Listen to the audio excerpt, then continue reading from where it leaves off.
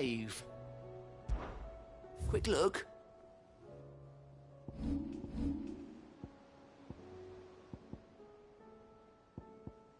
Always something in there. Heard the bad news then, did you? What bad news? About Dravost. Blackthorn's old haunt. With the forge and all that. Well, anyway, the mines just down the road from there are spewing out ether like no one's business. And the village? Safe from the flood for now, but they've got other problems. Akashic. Every creature in the area is either turned, or on the way to turning, apparently. Zoltan and the others are living on borrowed time. They need help, and quick. Doris sent a few curse breakers to keep an eye on things, but there's only so much a couple of scouts can do. Except get eaten. If something ain't done soon, the whole place will be overrun. I won't let that happen. Didn't think you would. Does Blackthorn know? I thought it might be better if he didn't. He'd only do something stupid. You reckon we should tell him? No. It's better this way. Yeah, well...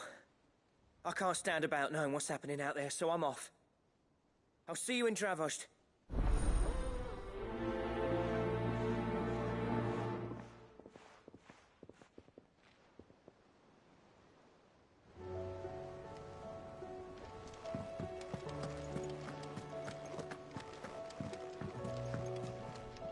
Clive. How may I help you today? Of course.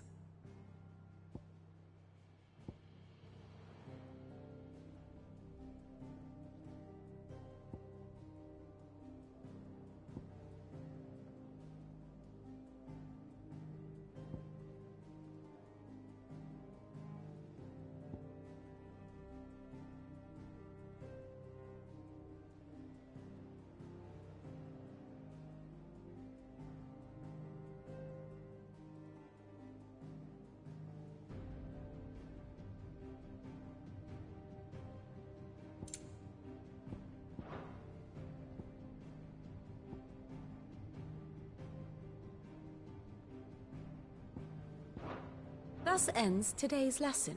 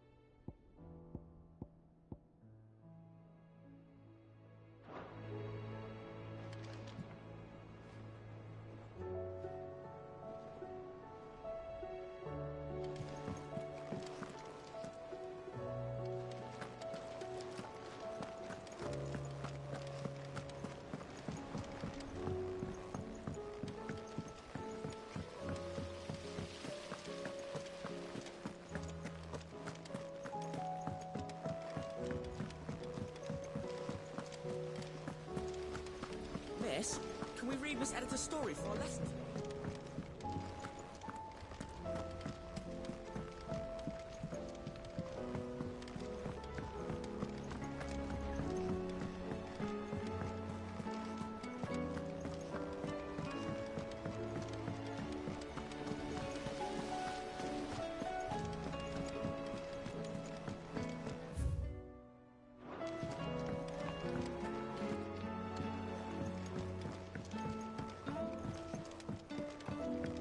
How was she? The Enterprise, I mean. Ah, Sid. Just the man I was hoping to see. Did you have a mo? Don't tell me. You need more bomb ash. Oh no, we still got plenty of that left. I'm working on bringing another one of the Chief's designs to life. This time, it's a new smelter. It's got a reverberatory hood over the top for additional thermo amplification and a system of reciprocal recirculatory regenerators that let's just say it gets very blimmin' hot. A heck of a lot hotter than anything Blackthorn's got in his forge, that's for certain. Only Mithril engines get hotter, and you can't chuck ore in one of them and get metal out the other end. Trouble is, we won't be able to make out of any old rubbish neither. We need the good stuff. And I hear you once helped Helena get her hands on exactly that. Any chance you could help me too? If it's for the good of the hideaway, I'd be happy to. Oh, it is. I promise you. So, what exactly is this good stuff you need me to find? We've got a couple of examples here. Spherical.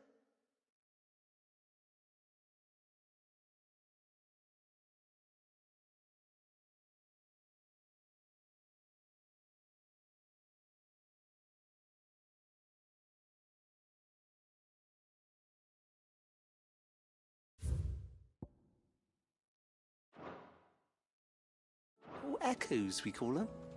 More fallen materials.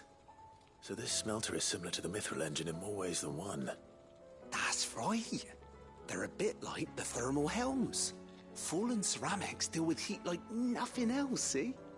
And what's more, they're directional, transferring heat from the inside to the outside. But these things, they're all outside. If we line the hood with them, we've collected as many as we can. And I know where we can get the rest.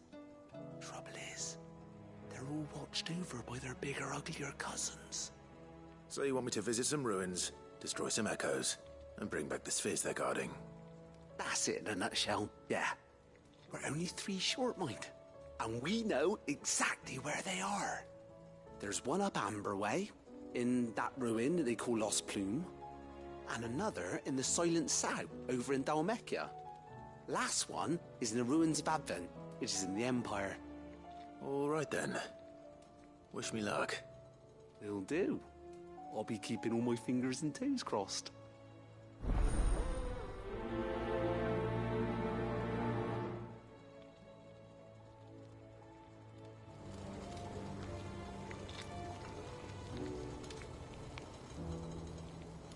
Can't say I've ever been to the Silent Sound myself. Nor Advent, for that matter. I've hardly ever been out of the duchy, to tell you the truth. Did get the chance to visit Lost Plume once, though. What a piece of work that place is. Would have stuck around to study the relics more. If half of them hadn't been trying to blimmin' kill me. Can't say I've ever been to the Silent Sound myself.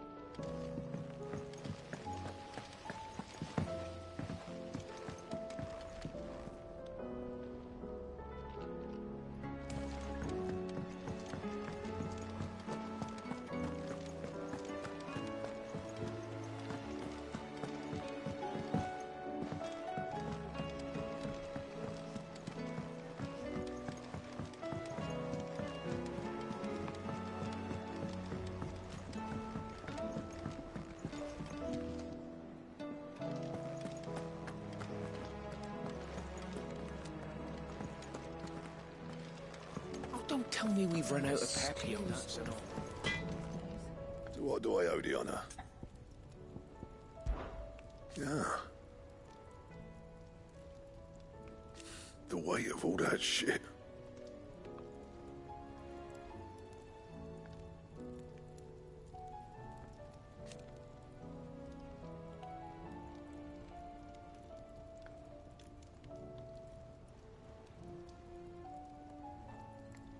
Clever girl, that one.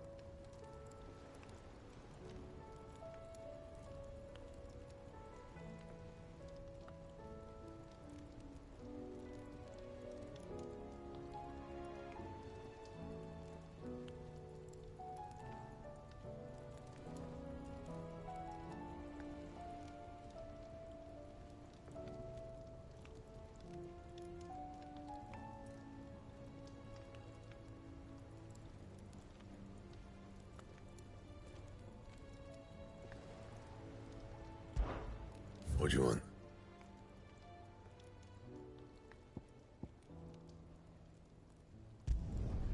No scratches, all right?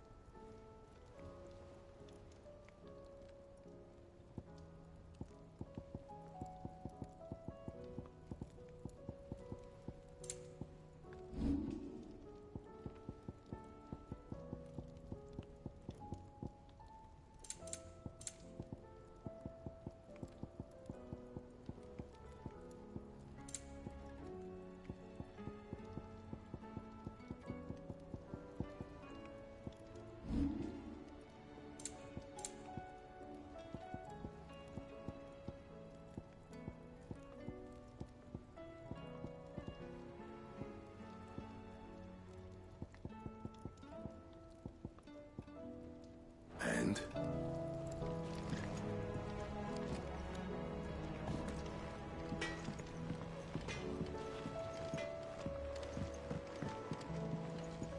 If I painted you black, could you fly me across the lake? Are you even listening?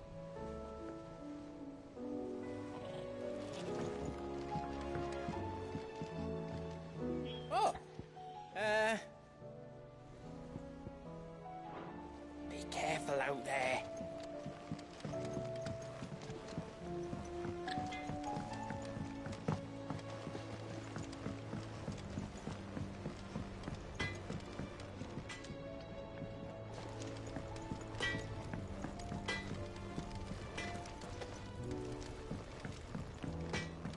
The stew's awful.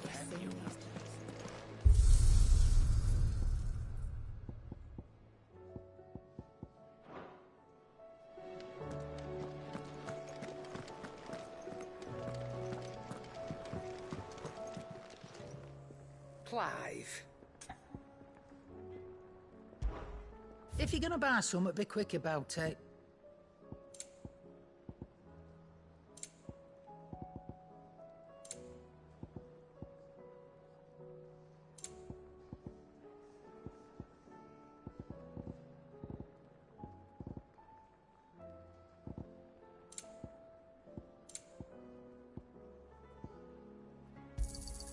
You're rubbing me blind, you know. It'd better all be here. You'll not find a better price than that. It'd better all be here.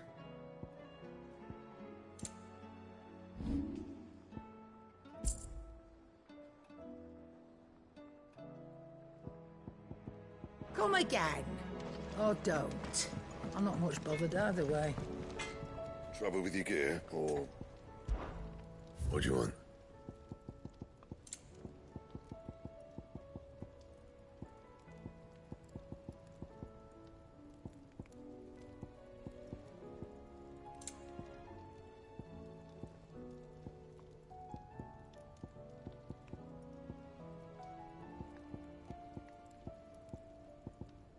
That it?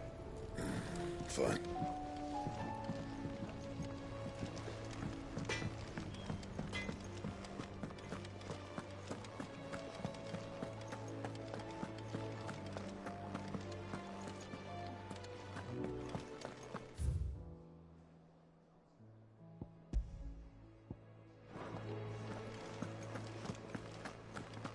The stew's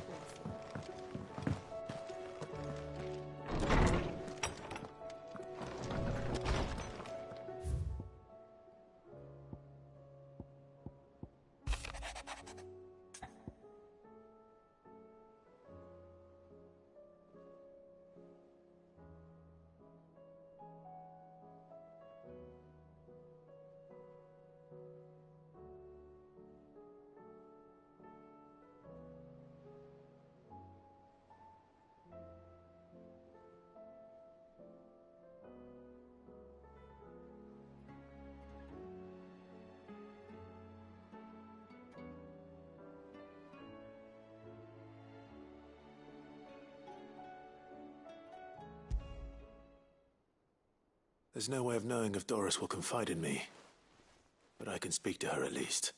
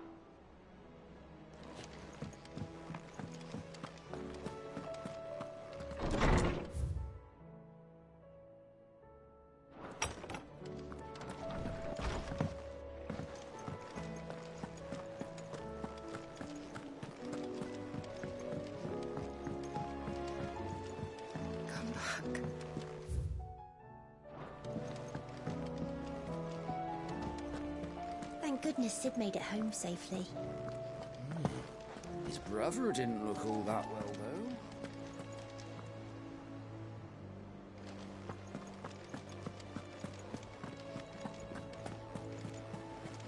Covered in nicks and lumps, the lot of them.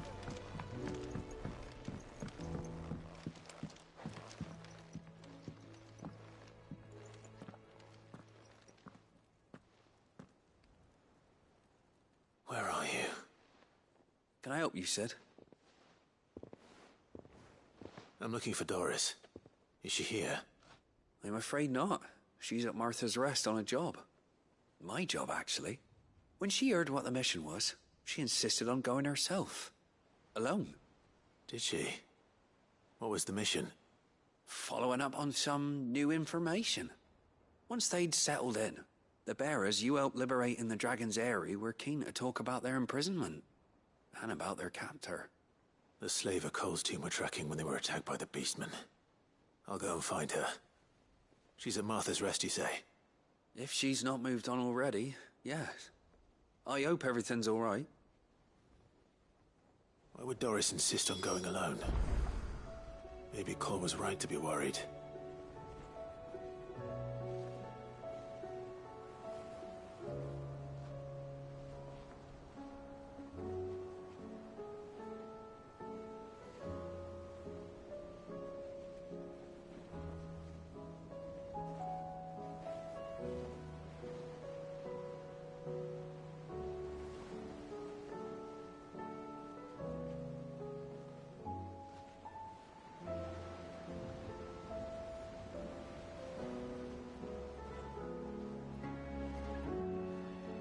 I would have gone to Martha's Rest with Doris, but she ordered me to stay behind.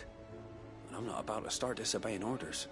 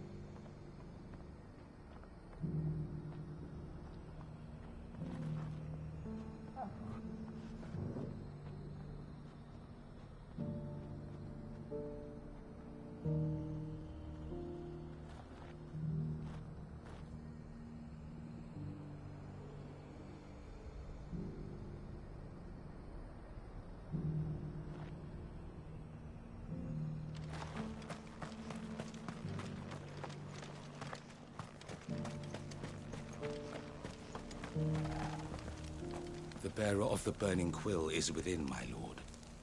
Prithee enter.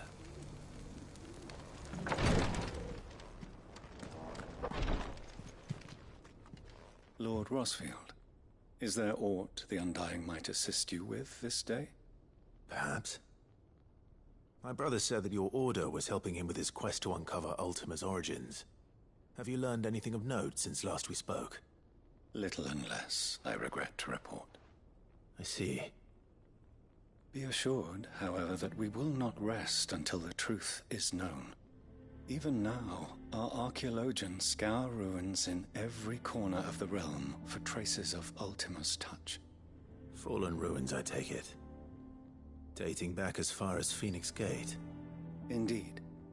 Ultima's thralls are oft sighted among the remnants of the fallen civilization, as if protecting the secrets concealed within. Secrets we'd see unearthed. Should our methods be of interest, my lord, mayhap it would please you to observe some of our number at work. Would that be possible? Of course. A survey is being conducted not far from here. Perchance you are familiar with Kretov, a small hamlet built around a fallen airship. I was due to visit my colleagues there to collect their preliminary findings, but if you would consent to do so in my stead, I'm sure that they would be honored to relate any discoveries they have made to you directly.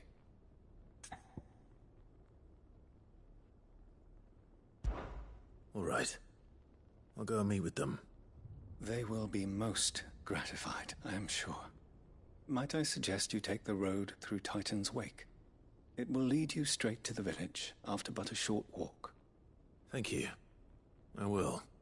I wish you a safe journey, my lord. May the Firebird's flames burn ever in your heart.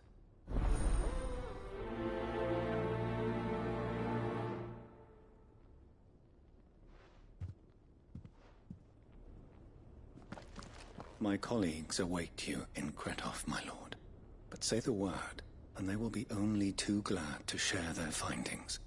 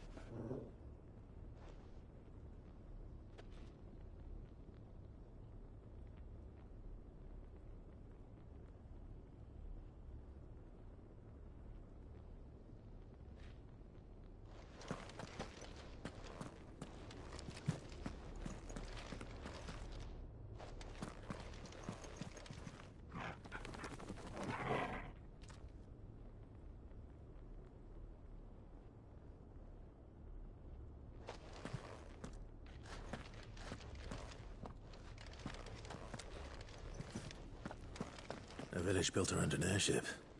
Sounds like another Lost Wing. I hope the inhabitants are just as friendly.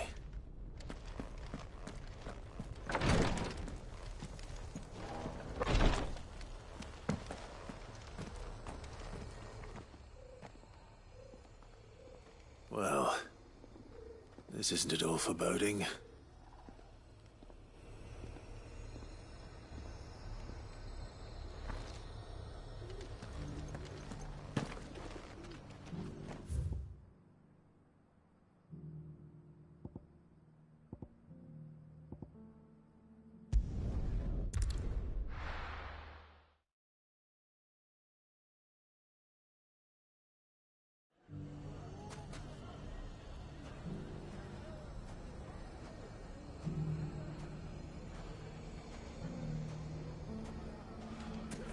Everything's back the way it was.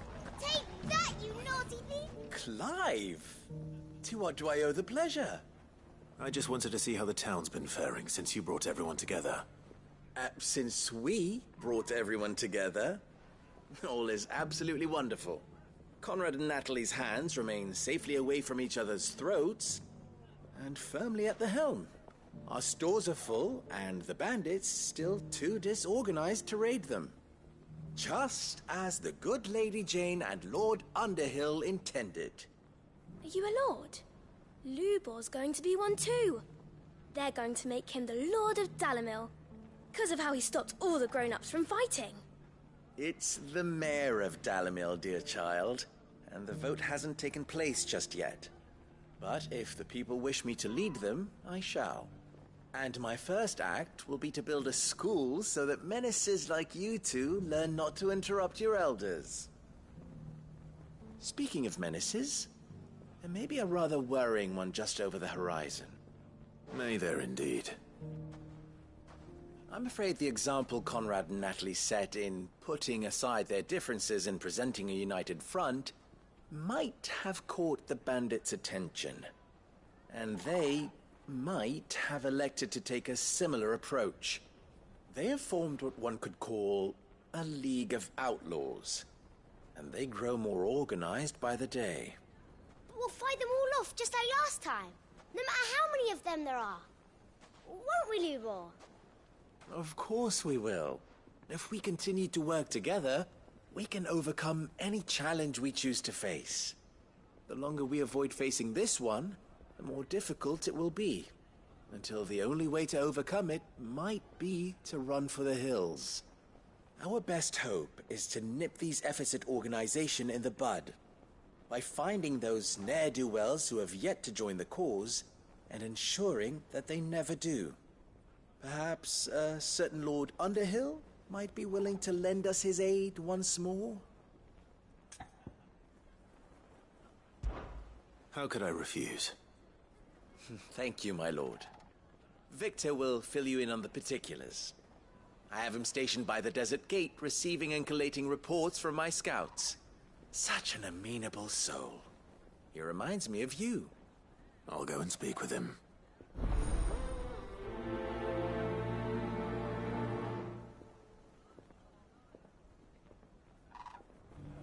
What's the difference between a lord and a mayor? That's easy. One of them swings a sword, the other forges them.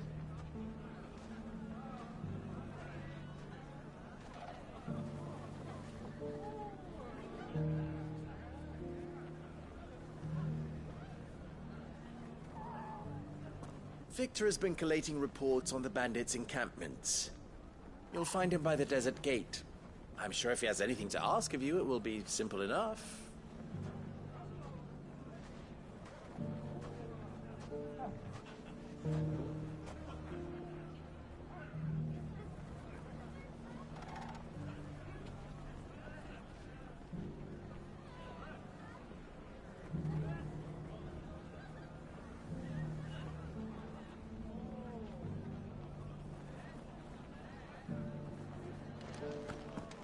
The League of Outlaws.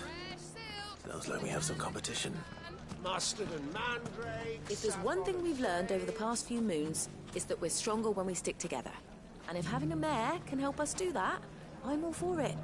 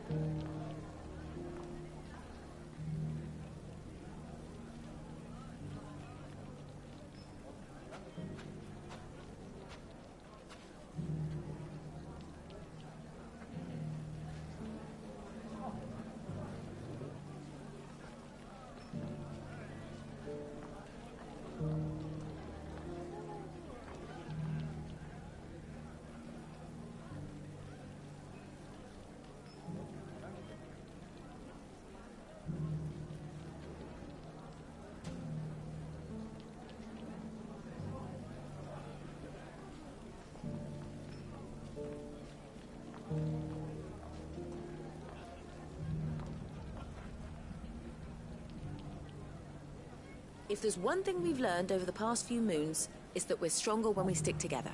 And if having a mayor can help us do that, I'm all for it.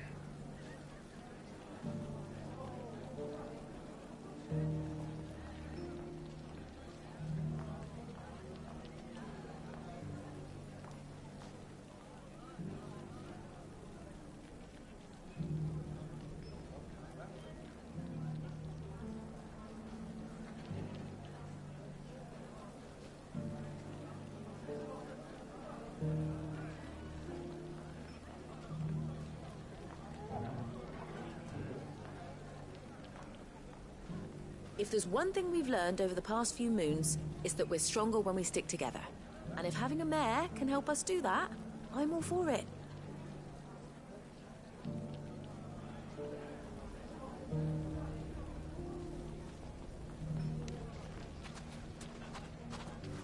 My customers can't seem to get enough of these balms. Perhaps my fool of an apprentice wasn't so foolish after all. When the Fang fella took my livelihood with him.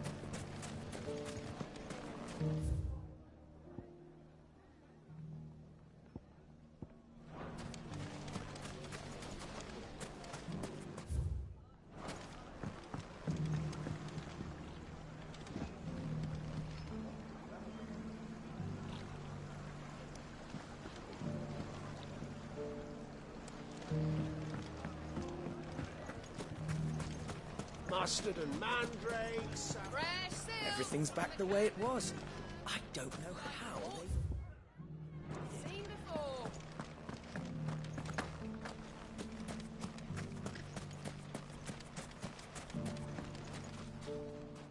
Still in Dalamil, Victor? Ah, Sid. I thought you'd have returned to Cosnis by now. I did. Then I came back. I've developed something of a fondness for the place. And having worked so hard to see it saved from one fate, it would seem remiss to abandon it to another. A sentiment Master Lubor certainly isn't shy about exploiting. Hence my doing his bidding yet again. You're not the only one. What does he want you to do? He asked for my aid in putting down the bandits. And he said that you might be able to help me find them. Then you've come at just the right time. I was on my way to speak with Conrad about how to organize our forces. There are more camps in the vicinity than we can safely strike at once. But we must strike together, and we must strike soon at as many camps as we can. We can't give this league of theirs time to rally its forces. All right. Which camp shall I take? There's one upriver. Just out there, across the dunes. Leave it with me.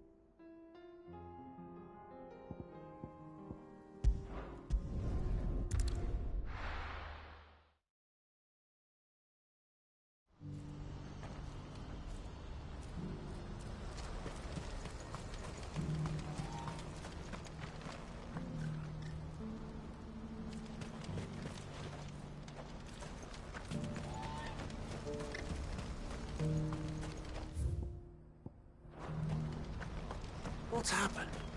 Constant engagement.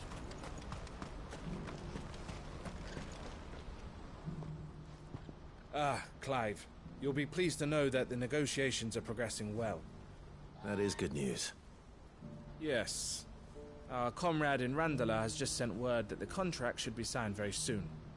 But I still have much and more to prepare. It's a huge undertaking moving this many bearers at once.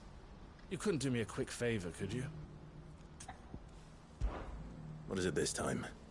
More wild beasts? Nothing like that.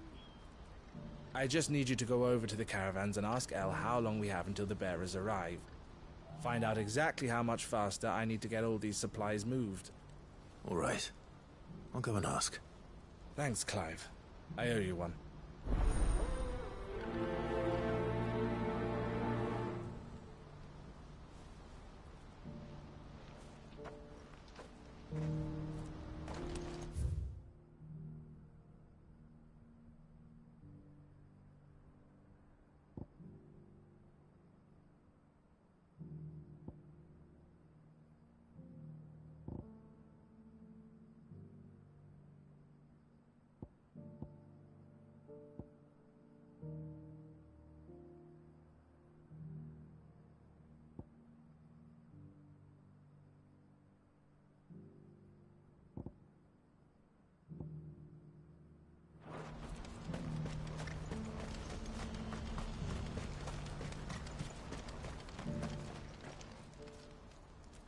Don't blame yourself, El.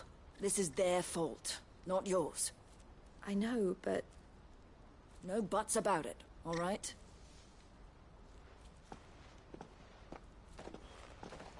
Is something wrong? Vonnie came to give me a message from our intermediary. The talks with the Republican Army have fallen through. They've reached an agreement with the Silver Peak Consortium instead. Though prices have fallen of late, we deliberately offered above the going rate to try and deter other bidders. But the Consortium offered double what we did, and the Army jumped at the chance. And you had no opportunity to make a counteroffer? None at all. And we were so close. El? What's happened? I saw Vonnie leaving. She didn't look happy. And with good reason.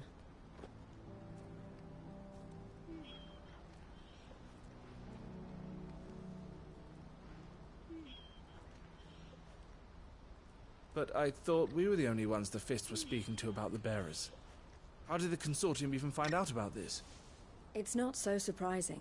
They have ears all over the Republic. This isn't over. The Consortium will have to sell these bearers eventually, and at the price they paid, buyers will be few and far between. I'm going to Randalar myself. Alone? You sure that's wise? Are you offering to be my bodyguard? How kind. Meet me at the checkpoint near the capital gates. I'll send an owl ahead and request a meeting. You go to Cashlock, Theo, and get everything ready. We've waited far too long as it is. Even if I fail to free these bearers, there will be others. Someone needs to prepare the place and keep any prowling beasts at bay. Oh, and that's me, is it? Well, it looks like I'm following orders till she gets back from meeting the Silver Peak Consortium, who've been doing their best to undermine our scheme. She'll never join them after this, surely. No, she said it herself. She still has plans for Cashlock, even if this one falls through. She means to stay with us, then. I can't say I'm not happy to hear it, but... is this what she really wants? You have to trust her. You're right. It's what she wants now.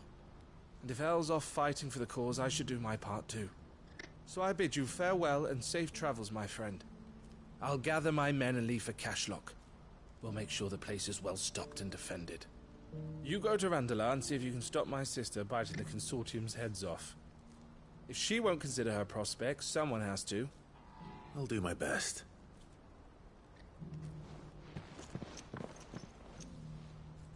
All right. To Randalar, then. Better not keep Eloise waiting.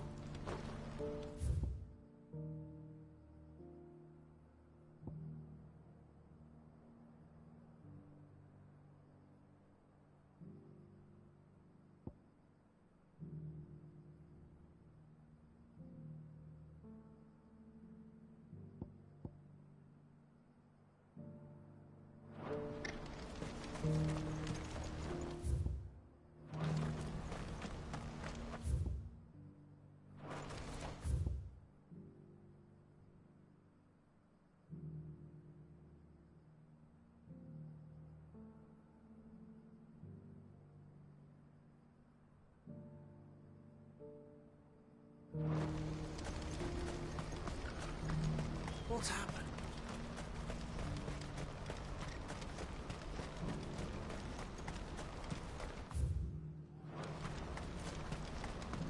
I wouldn't give for a hearty meal. Looks like this is the end of the road for us. When are they gonna let us through?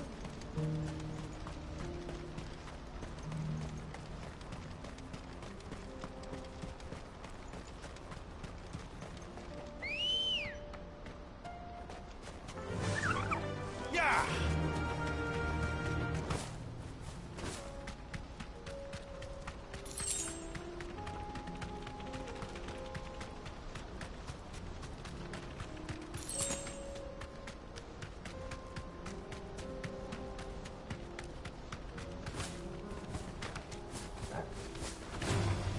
Time to fight.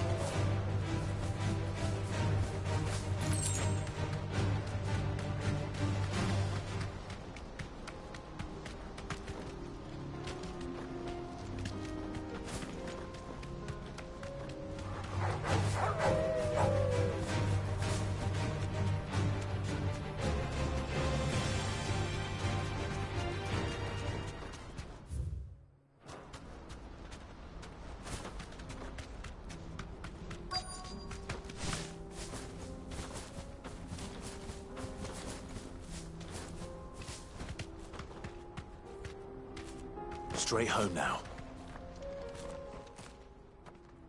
I hope I didn't keep you waiting. Did you arrange to speak with the consortium? Here they are now. You wish to consult with me? I did. It's about the bearers you recently purchased from the Fist. We had all but finished making arrangements to buy them ourselves, and then you stepped into the fray. You misunderstand. The consortium had an interest in purchasing them from the very first. It was only our regard for you that kept us from bidding. But your hesitancy in accepting our offer to you suggested that the regard was not mutual. And so we resumed our business. I did not hesitate. I am simply not inclined to make such decisions without first giving them due consideration. But what is done is done. Come then. How much do you want for them? Alas, you are too late yet again. We rarely take on such unconventional merchandise without a purchaser in mind. The bearers belong to him now. Who is your buyer? A trader from across the water. A most demanding fellow, if it's any consolation. He insisted the bearers be fed, dressed, even given their own bunks for the voyage over. That's what you get when you deal with continental types. I wouldn't know. Oh yes, the culture on the continent is quite different to ours. They pay good money for bearers not fit for the knacker's yard, and treat them like kings. But as long as they pay... That does sound unusual. No matter then. If they've already left our shores, there's little that can be done. Allow me to withdraw my interest. And with it, my interest in joining your organization. My associates will be sorry to hear that.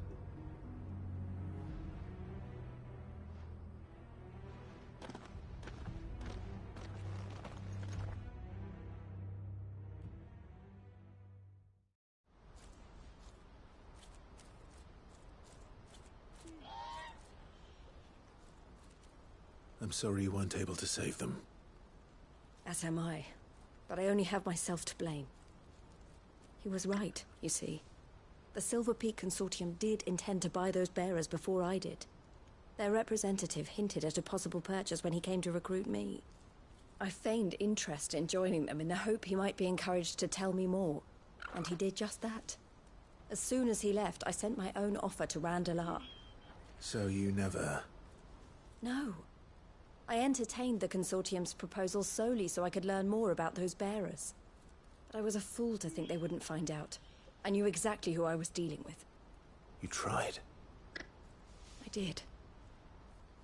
And if what he said was true, the bearers are to be well treated.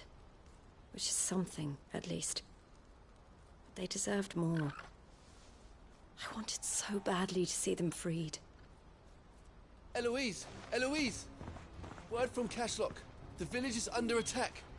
A pack of beasts have come down from the mountains, and there's a dragon at its head. Theo and the others are trying to hold them off as best they can, but the odds are against them. They need help, and fast. Theo. I'll go on ahead. Thank you, Clive. I'll gather some men and join you there. Just make sure he's safe.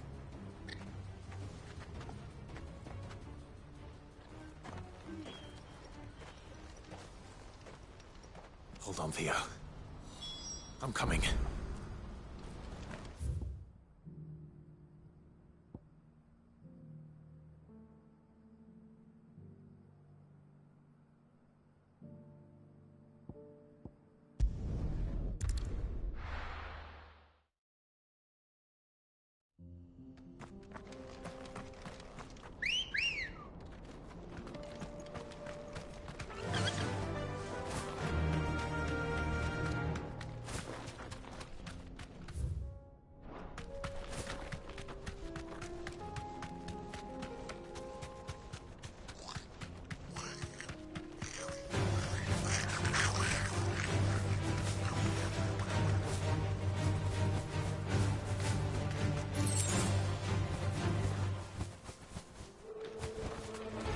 No need to ride from here.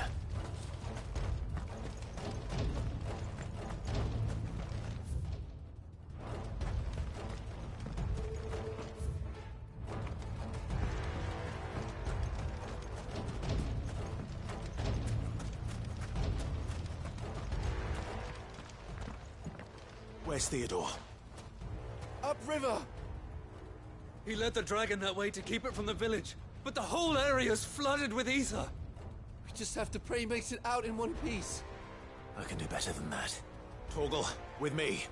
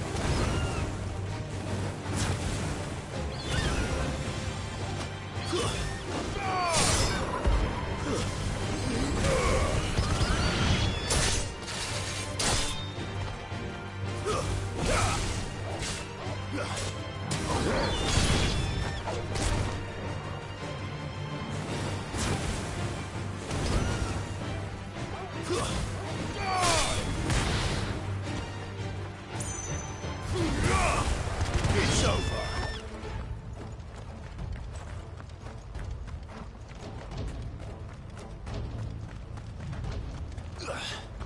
I needed that.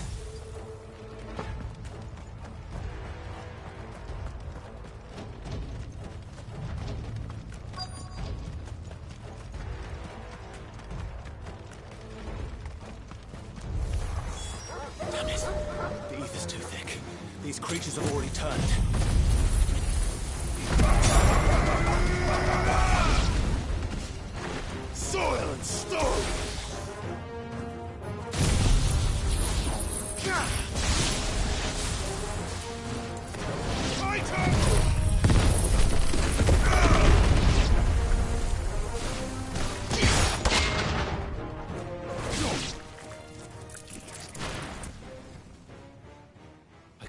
any more time.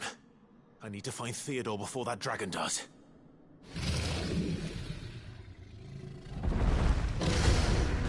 Looks like it's found me.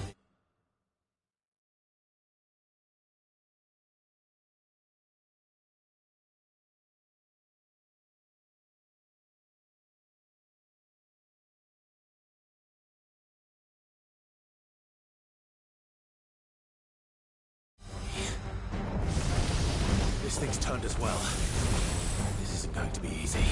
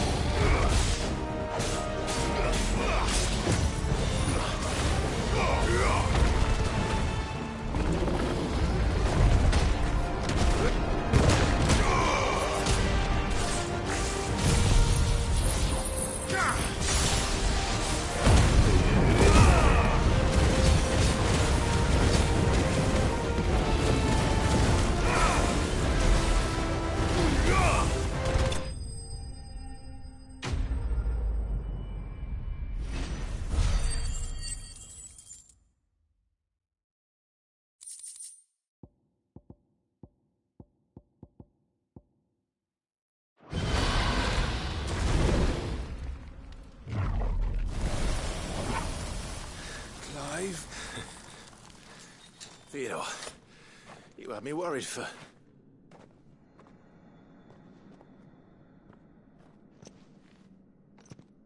We have to get you out of here.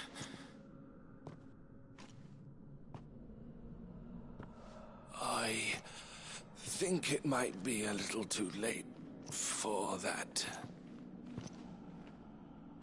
Bearer or no, there's only so much ether a man can take, and that Drake just wouldn't let me leave. You have my thanks, Sid, for finishing what I could not. For keeping Els dream. Theodore!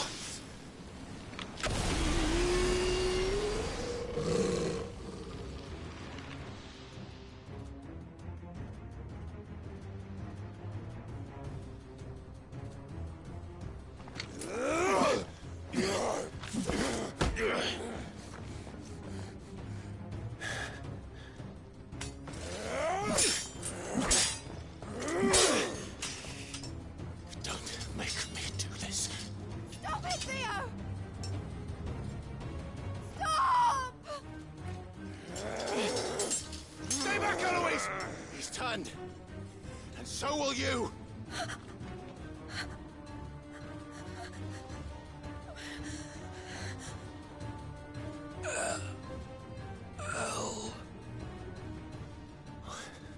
Theodore.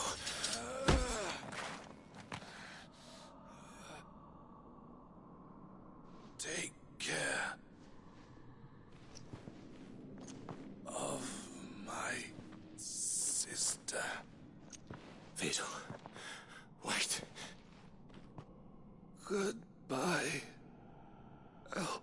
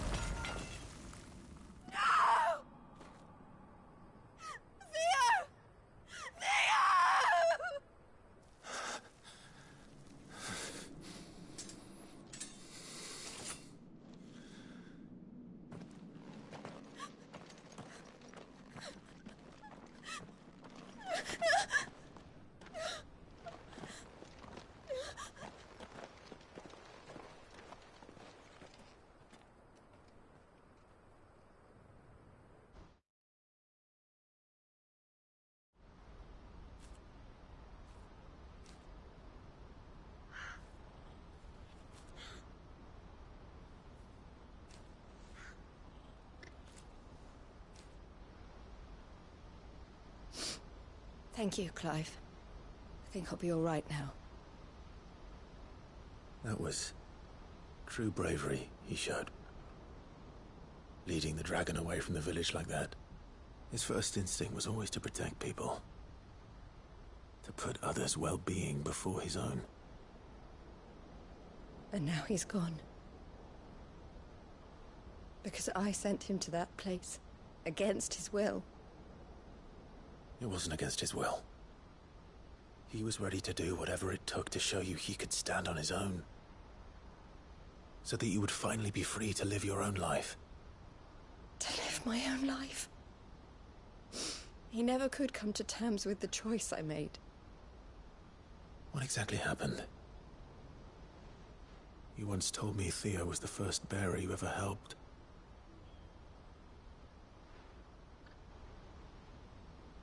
We grew up in Canva. We were born to one of the great trading houses. And I was chosen to inherit the family business. I had my father's head for figures, you see. Theo did not. While I studied the art of commerce, he played at soldiers instead. A late bloomer, in more ways than one. For unlike most bearers, it wasn't until his 15th summer that his powers awakened. My parents tried to drive him out of the house and into the care of the constables. But before they could, I took him into mine. Theo told me something else. He clearly admired your devotion to the cause of freeing others like him from slavery. But he said you deserved a better life than this. He wanted to free you from what he called your bonds, just as you freed him from his. I would be lying if I said I had not wondered from time to time how much easier my life might have been if I had allowed Theo to be taken and devoted myself to the family business instead.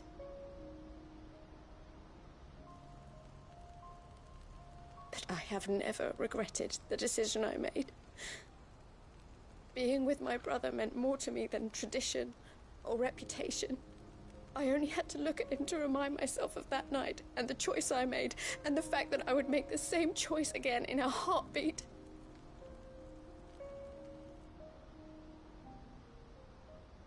was never a burden. How could he even think that? If anything, I was the one who weighed him down. You weren't, Eloise. He said it himself, that he had always been grateful to you for saving him, and that he wanted to repay you by letting you live the life you were denied.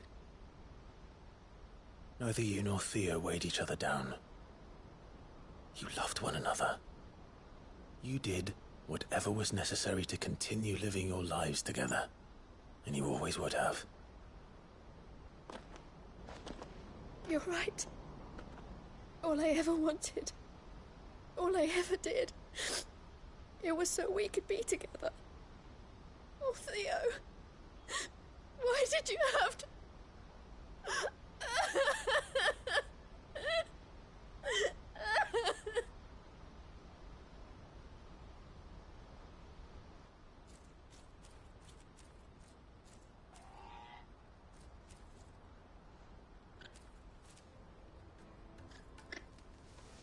I know Theo wanted me to move on, but I'm staying here at the Crimson Caravans to continue our work. We can make a difference here. We can help people, save them. I need nothing more from life than that.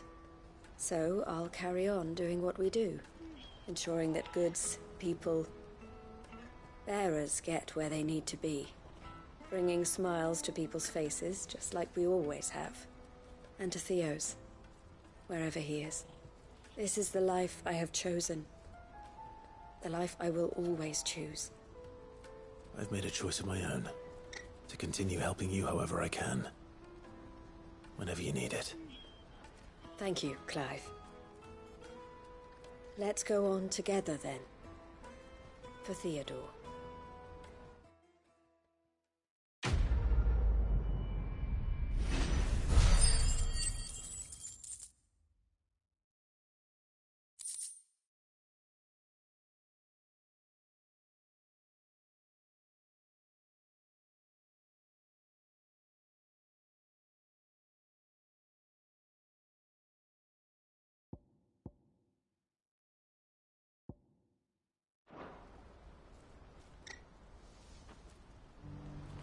The Crimson Caravans is my family business now, and I would not exchange it for the world.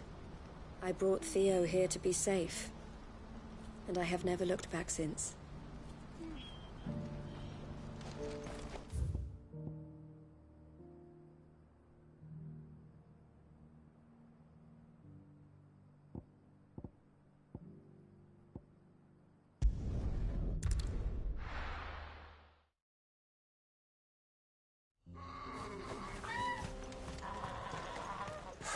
So Dravost is still standing.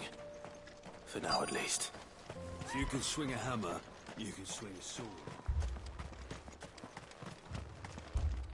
I have some things for sale.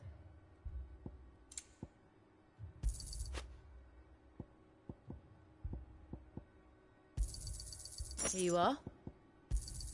Thank you.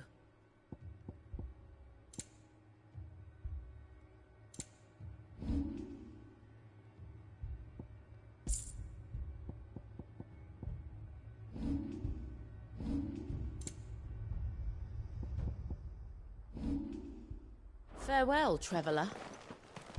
The brass neck of that girl. Everyone's coming together to fight for their lives, and she hasn't lowered her prices a gill.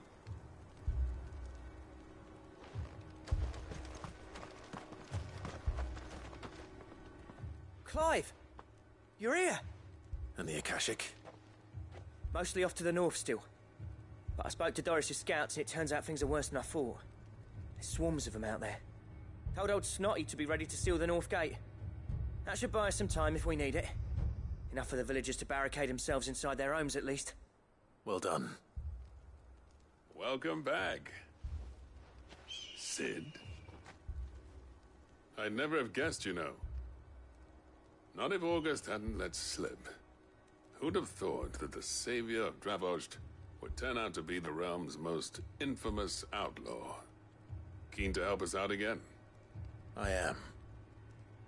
Thought you could sneak off without me, did you? Blackthorn.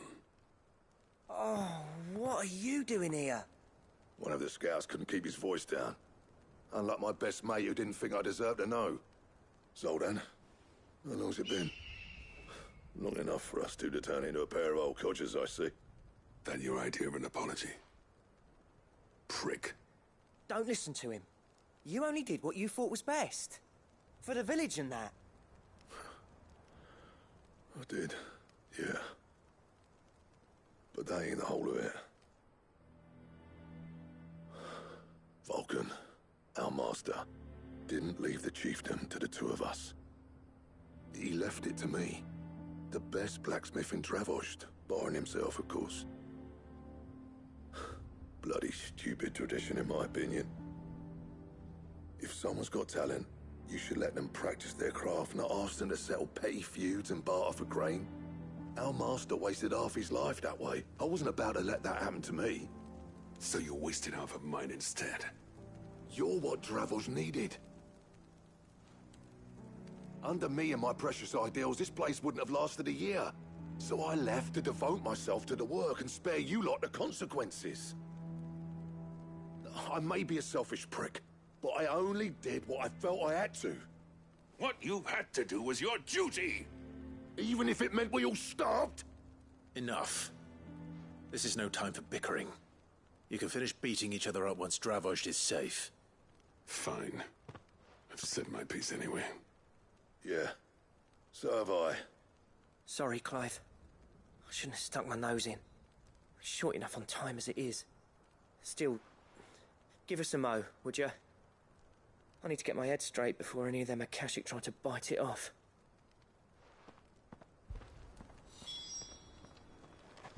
You, ready for the off, then?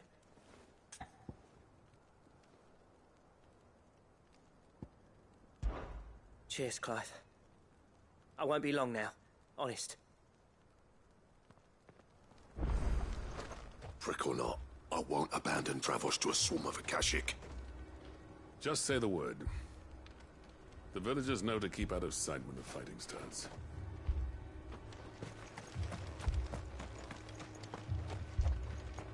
Sid, good to see you. Our scouts are keeping watch on the edges of the Ether Flood. Any movement, you'll be the first to know.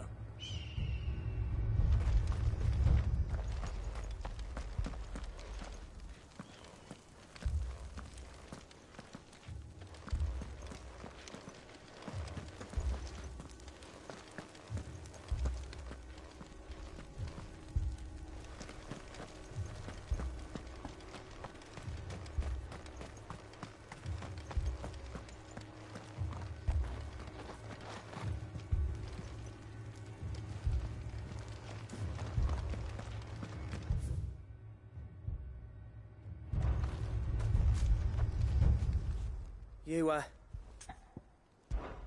We can't afford to waste any more time. Right you are. Might be worth having one last word with the scouts, though. Don't want any nasty surprises, do we? Oh, and Blackthorn, you and Zoltan might be better off staying inside the... Akashic on the move. How close are they? Within sight of the walls, and there are more coming up from the mines. What was I saying about nasty surprises? They'll wash right over us if we stay out in the open. We're pulling back behind the gates. Good idea. Get yourselves inside, but keep your weapons handy. Understood.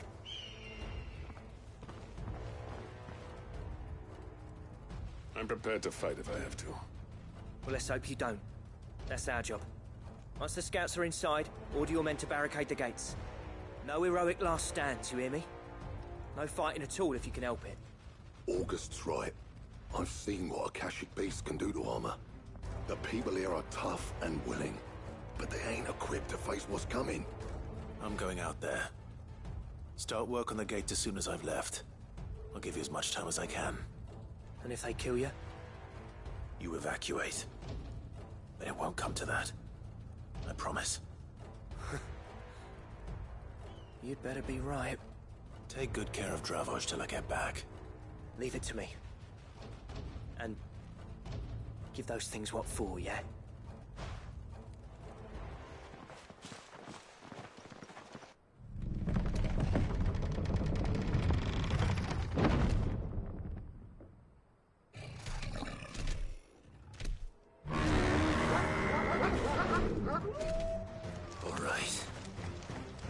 which one of you's first.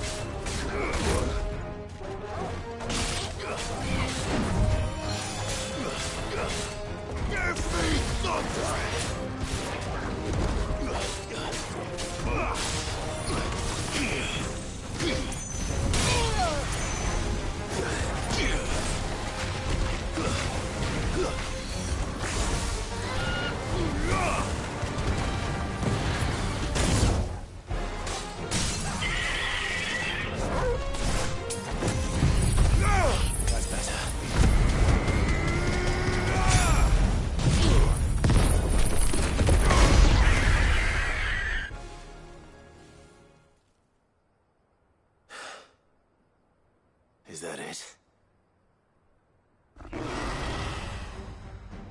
Apparently not. They're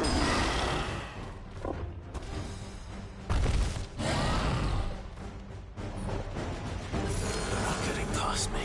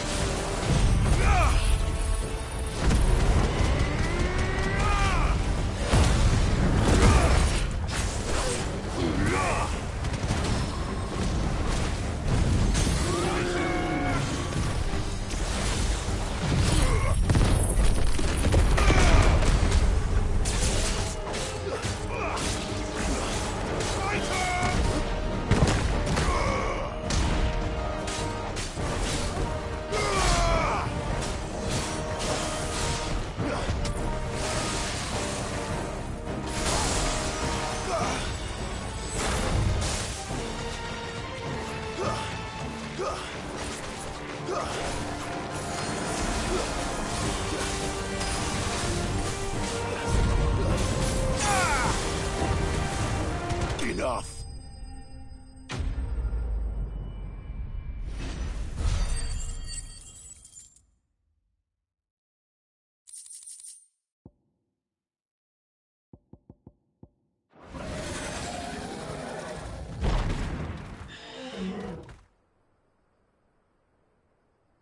Now, the question is, did I miss any?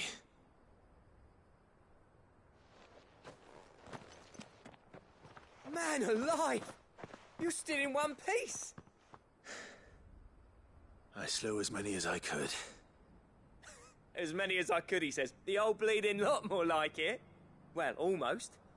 Only almost. Yeah, one or two did try to sneak over the wall. But we got the bastards, don't you worry. Good. Though you do know, more will come in time. In time, yeah. But we can think about them later. Let's get you back inside.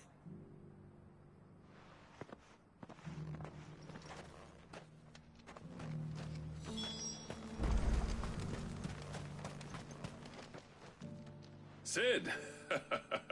You're even more fearsome than your reputation.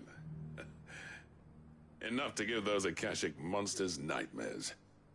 I almost felt sorry for the wretched things. But mostly, I felt grateful. Dravost won't forget what you did today. I'm afraid I've only delayed the inevitable. There's no getting rid of that ether flood. Meaning that any living thing which stumbles into those mines will end up clawing at your walls again. And that's if the flood don't spread. If it does, well, I hate to say it, but the village's days are numbered. That may be, but we're staying just the same. With ether floods springing up all over, it's no less safe than anywhere, and more importantly, it's our home. We'll fortify the gates to the north, and I'll see that they're guarded day and night. All right. Then we'll give you a hand shoring up those defenses. As for you, Blackthorn, that's twice you've turned up when Dravosh needed you. So, thanks. I shouldn't have stayed away so long.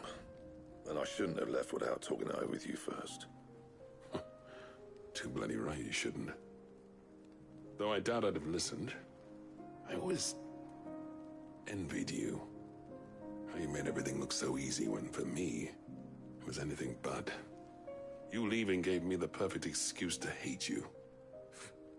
And from that day on, I never once stopped to wonder what it would have been like if you'd stayed. But what you said earlier, it was true. You'd have been the death of this place. Finally, something we can agree on.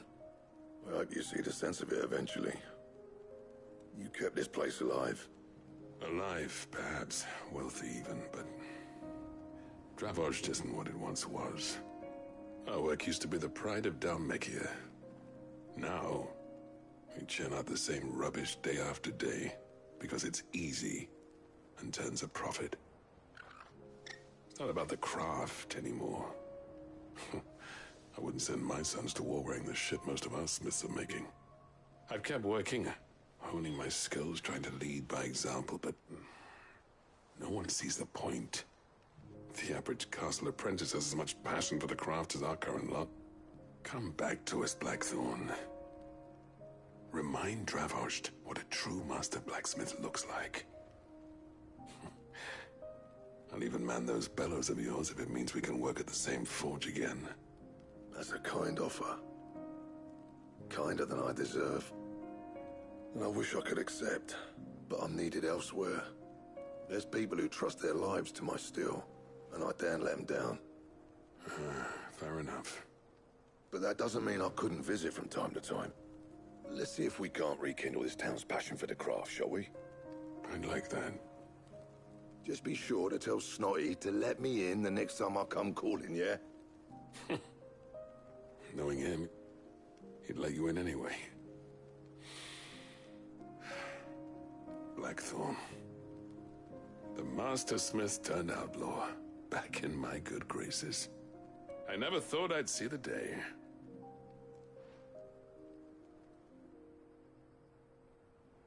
I'd say that went pretty well, wouldn't you?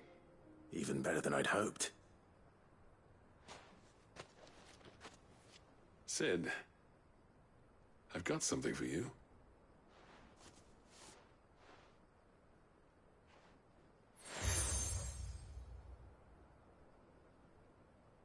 And this is? A token of our lasting gratitude. But I'm of a mind to make you a far grander gift. Designs for a certain sword have been passed down from chief to chief for generations. Now hold on, Zoltan. There's a reason no one's made that blade in centuries. There's not been a craftsman equal to the task. I'll admit your cinders make impressive steel, and I've learned to own an edge Odin will be proud of.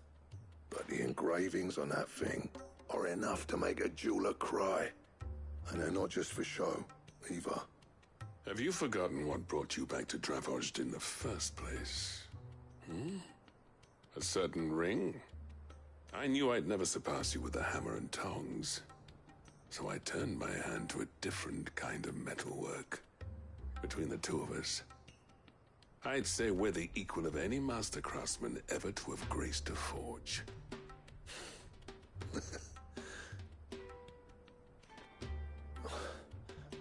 You know what? I think you might be right.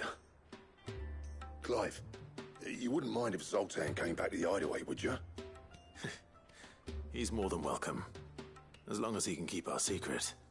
Right. Zoltan, get your tools. We've got a legend to forge. With a little help from Blackthorn, I don't see why we can't restore Dravozd to its former glory. Barring ether floods, that is. I'll get him back to the Hideaway. Don't you worry about that. I'll tell you what, Clive. If we pull this off, it will ruin every other sword you've ever held.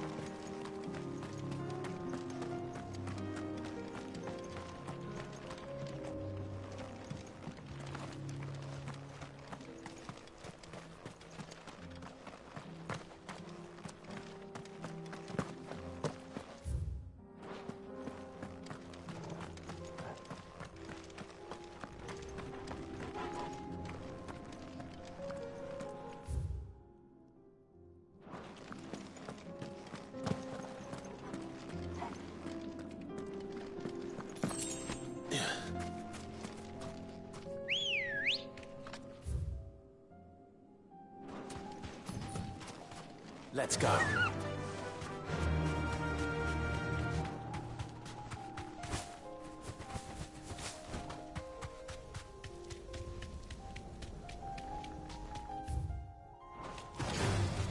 Just the one of you, eh?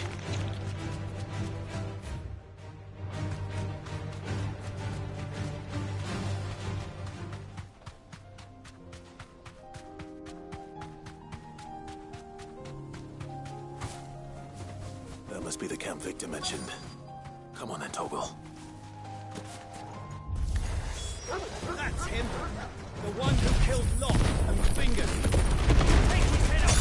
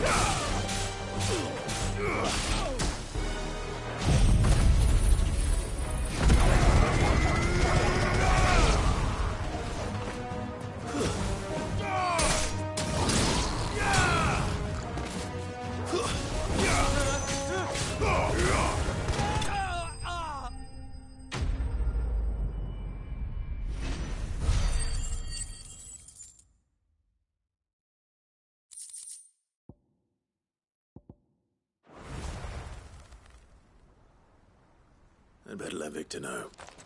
Sid, where are you? Ah, I see the bandits didn't pose you any trouble. No, but that's not why you're here, is it? No. Something's happened. We need you back in Dalimil. What is it? The whole town's in uproar. They're saying that Lubor is a bearer. What? Seems that one of our parties wasn't as thorough as they should have been. They let one of the bandits escape, and his escape route took him right through Dalimil. Some of the children spotted him, and he was about to silence them. And when Lubor felled him with a bolt of magic, and without a crystal. But that's not possible. It is, if he's a bearer and has been hiding it all these years, which is what people are saying. If he has, well, I wouldn't blame him.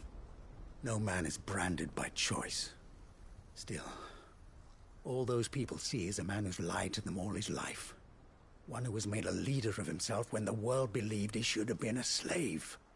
Fuck. I don't know where we go from here, but I know one thing. Lubor needs all the friends he can get right now. You're right.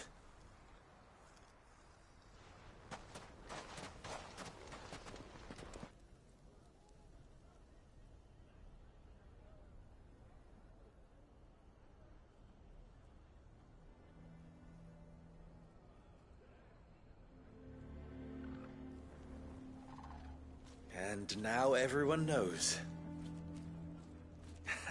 I made it a habit to keep a crystal close at hand for just such an occasion. And when that occasion arose, I forgot to reach for it. Well, it was bound to come out sooner or later. We're sorry, Lubor.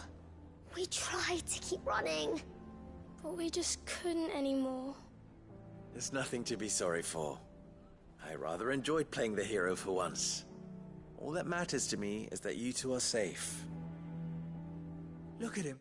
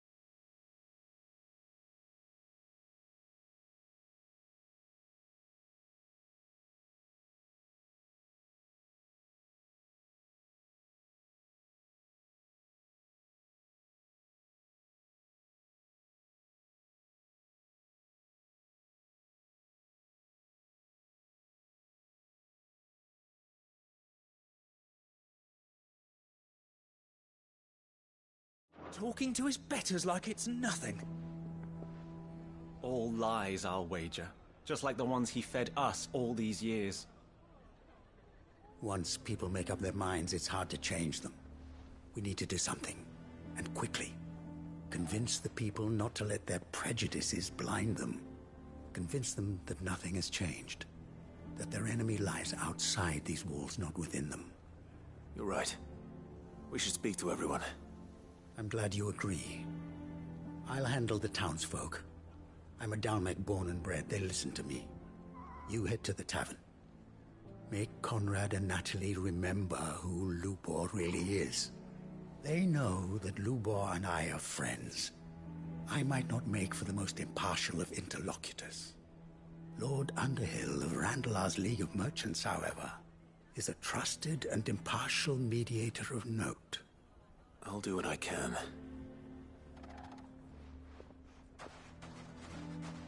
Lubor, stay here with the children. I can't promise anything, but we'll try. And that is all I can ask of you.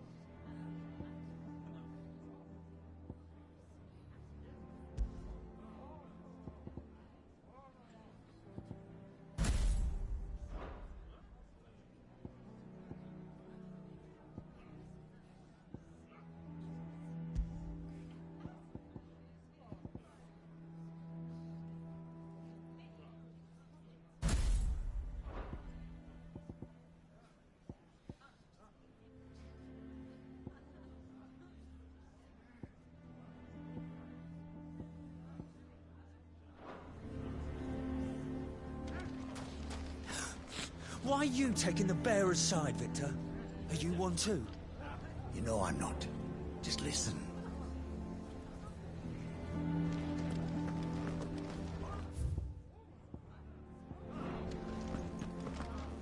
Why do they always have to make such a fuss out of it? Knew all along that he was playing us for fools.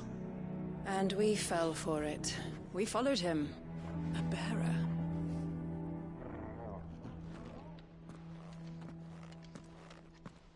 Forgive me for disturbing you, but could I have a moment of your time? I've seen your face before. As have I. Lord Underhill, wasn't it? Of the League of Merchants. That's right. I wanted to speak to you about Lubor. The rumors that he's a bearer. All true, I'm afraid. He'll never be mayor now.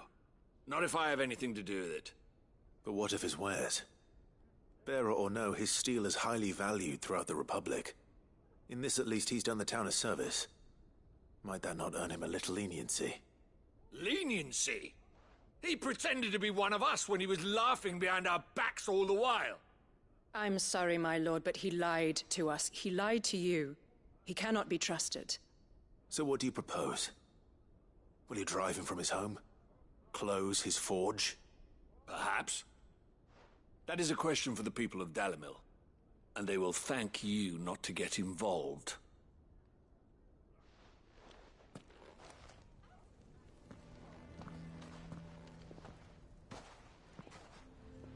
The townsfolk have made their minds up. There was nothing I could do. Nor I. Conrad and Natalie refused to consider anything but their own wounded pride. You never know. Once their anger is cooled, they might see things differently. For now, we should report back to Lumor. All right.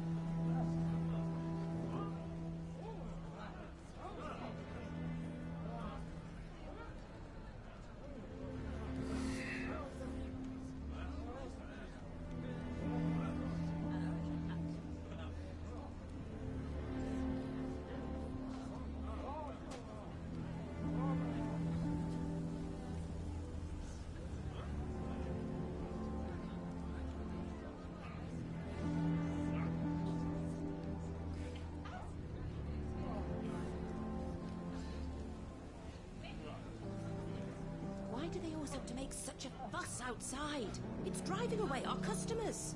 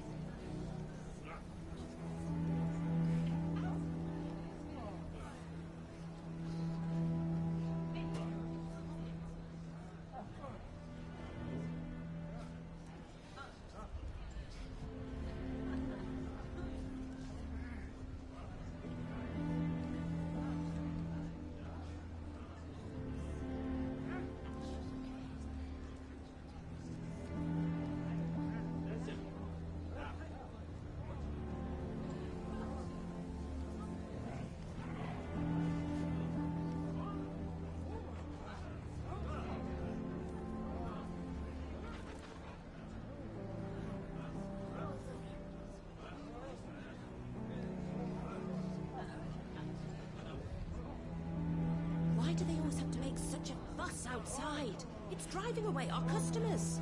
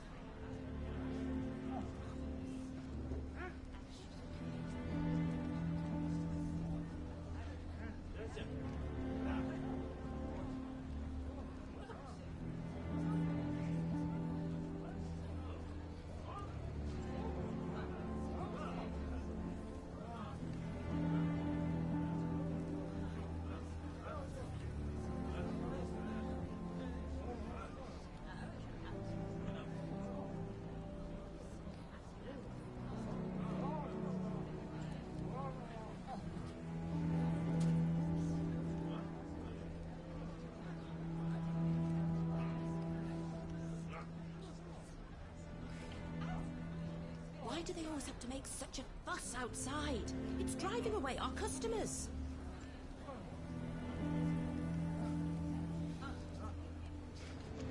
Why the hell would Victor take the bearer's side? Go on, Sid. No sense stalling. Lubor needs to know the truth. I assume the situation is hopeless? There's still hope. But...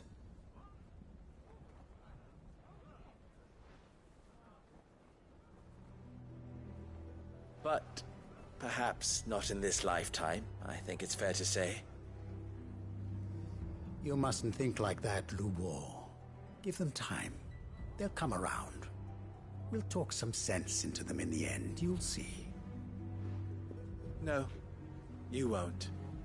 And your efforts would be better spent elsewhere. But Lubor... Rosina would often tell me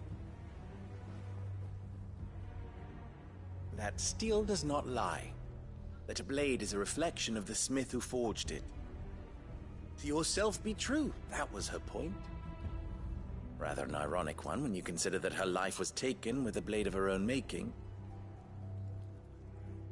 But I do not doubt that she was always true to herself and what she believed in, right to the end. And so must I be.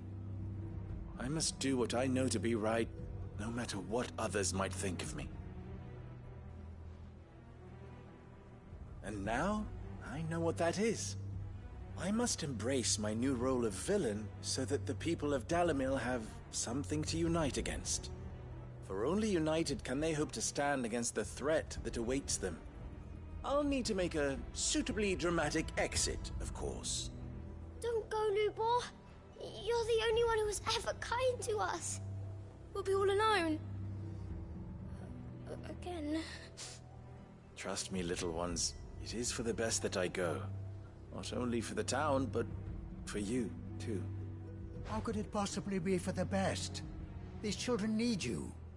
The least you can do is give the townspeople a chance to change their minds. I would not take it, Victor. It's over. Over, you say?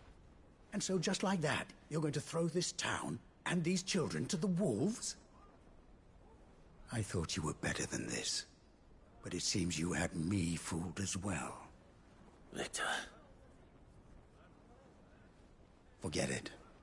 Do what you will. You sure you're making the right choice, Lubor? Of those available to me, I believe it's the best one. Yes. Ah, but where are my manners? Here. Your reward for clearing out that bandit camp. Right then. I have packing to do. If there's anything I can do. Anything. I'll bear it in mind. Thank you.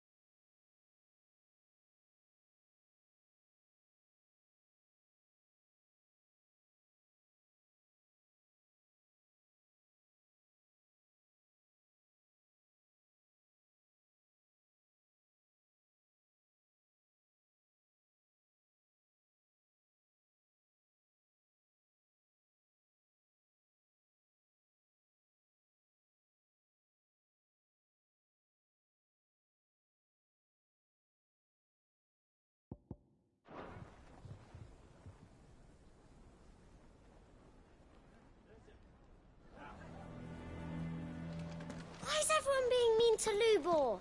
He didn't do anything wrong. I'm going to go with him.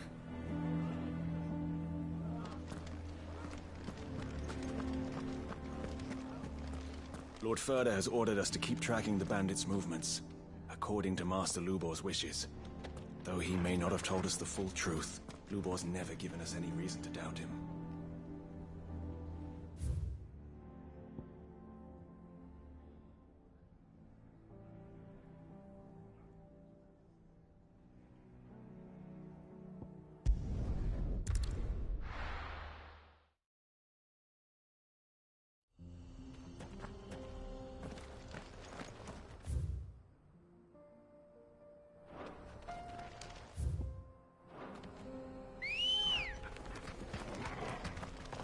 Let's go.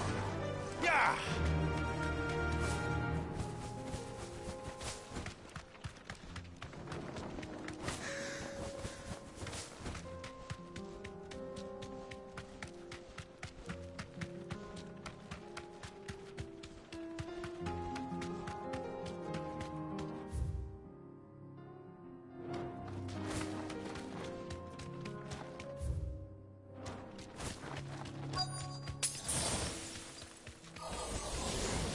I'll need to deal with these ones first.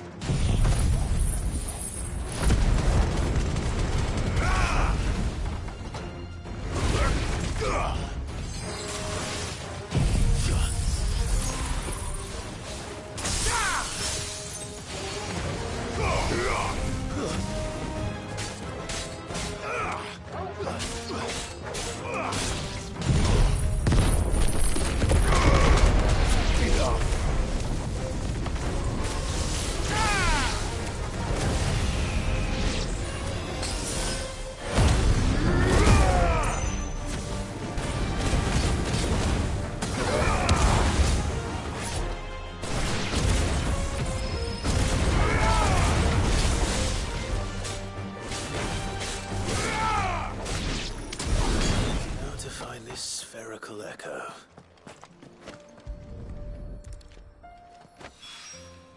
This is it. Right then. Just two more to find.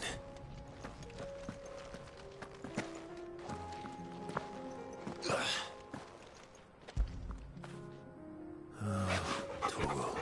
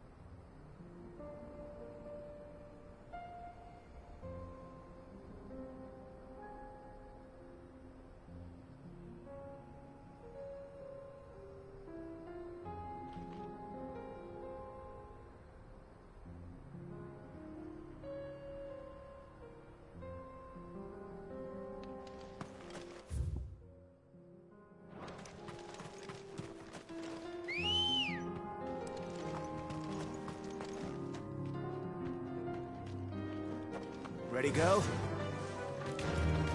Fly, Ambrosia.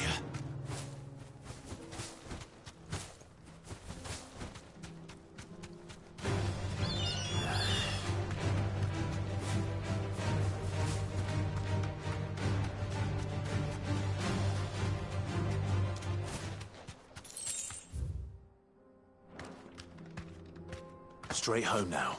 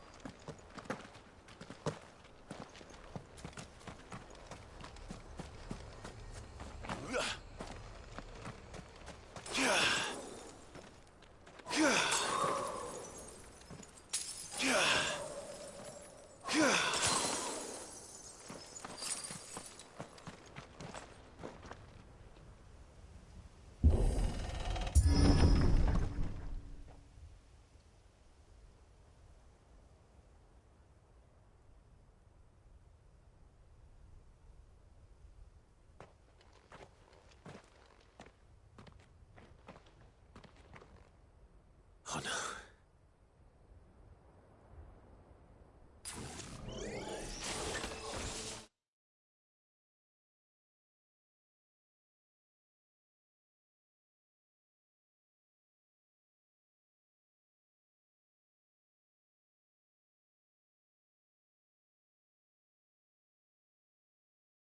You'll pay for this.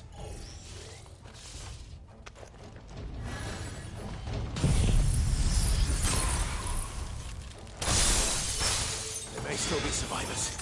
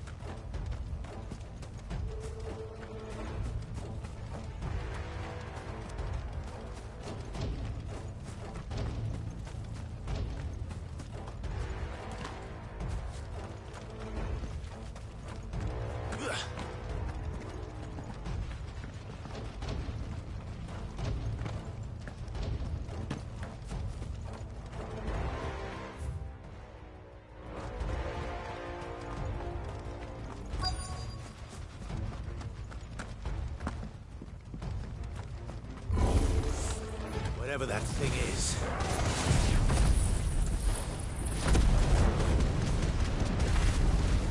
I'd say it's their leader.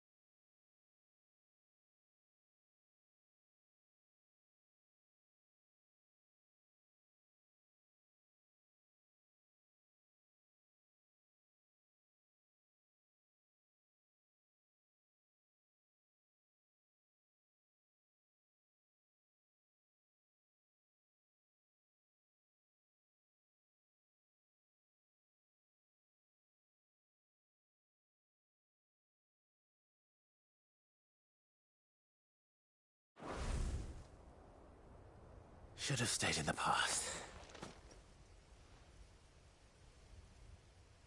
These must be Cyril's colleagues. You have our thanks, stranger. Who are you?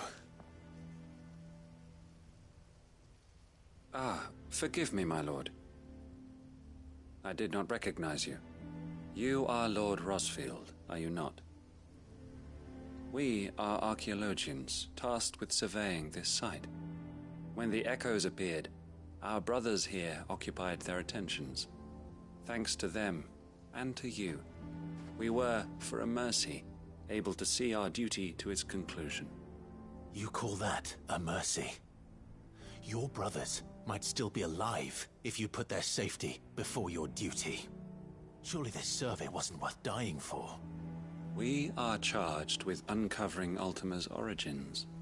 A duty of the highest import, as I'm sure you will agree. And you think your dead brothers would agree with you too? I know they would. They gave their lives for the cause, an honor to which all Undying aspire. Now, to what do we owe the honor of your presence, Lord Marquis? Cyril told me of your work here, and I agreed to collect your findings in his stead. I see. That is most kind. Pray, take them then, with our humble thanks.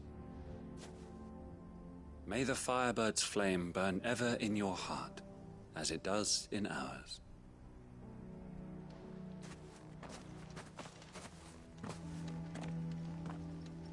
It's one thing to lay down your life for another, but for a survey... I suppose I'd better get this back to Cyril.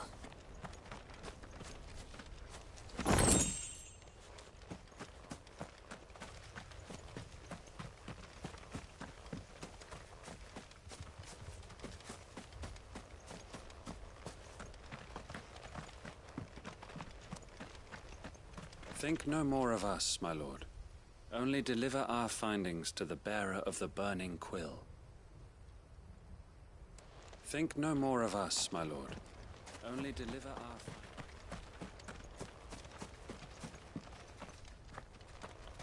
Let us continue then. There is a second hull further in.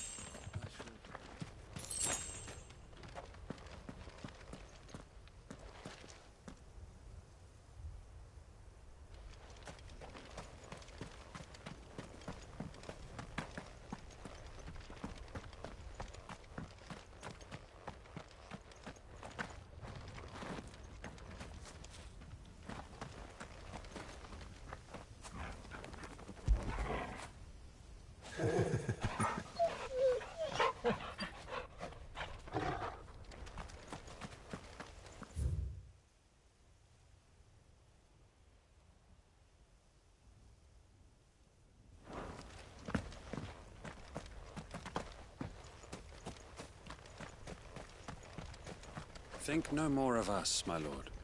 Only deliver our findings.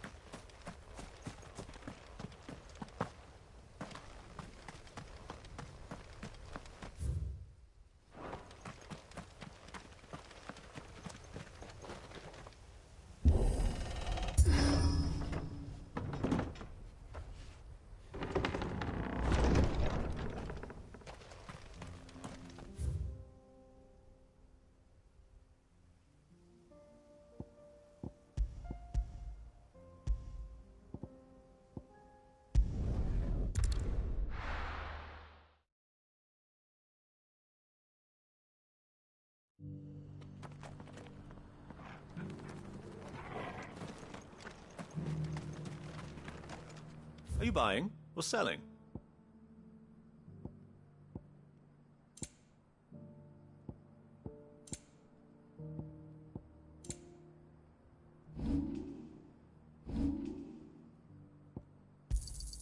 Of course.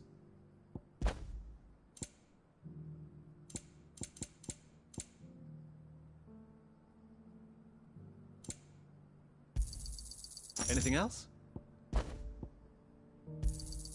Of course. Anything else? A fine choice.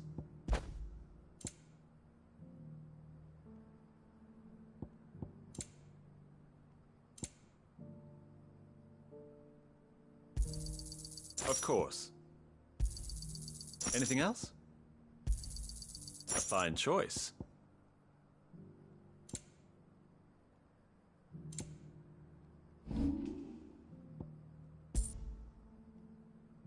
Go safely. I feel like I've fleshed 100 skins today. Stay focused, will you? One slip of that scrape and the hunter's hard work will be for nothing.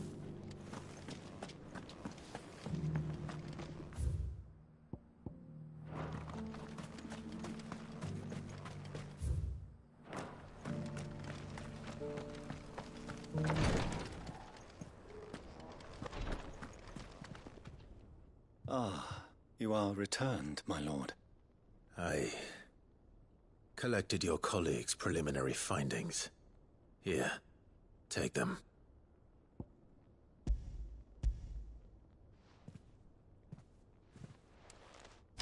My thanks.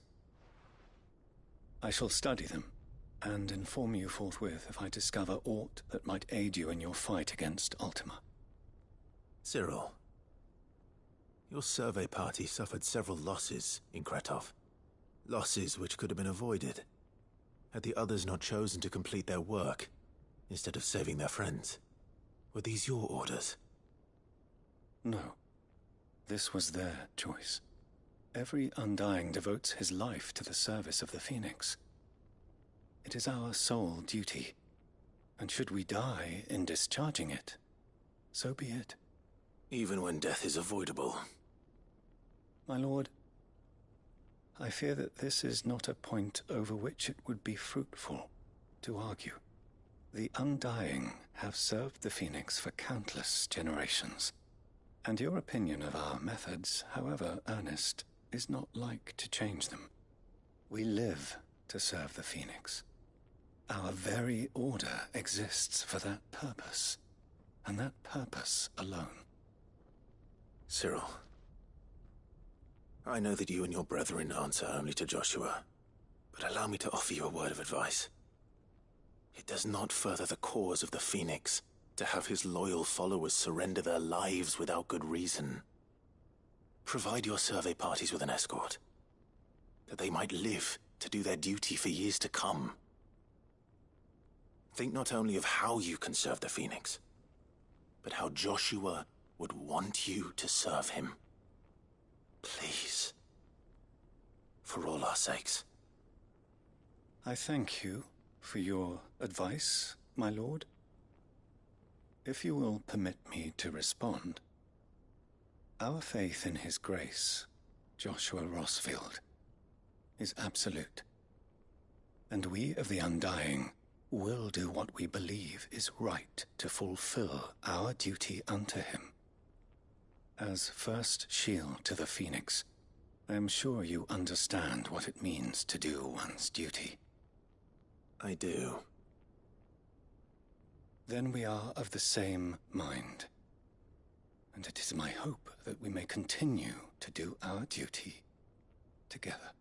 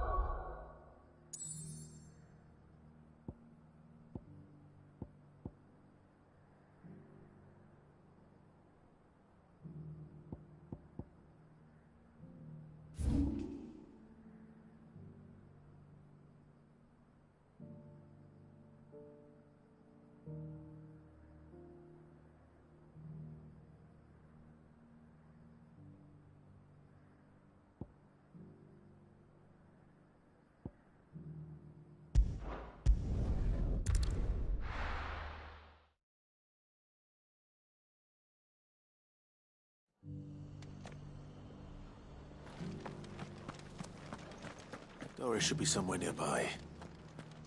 Assuming she's still here.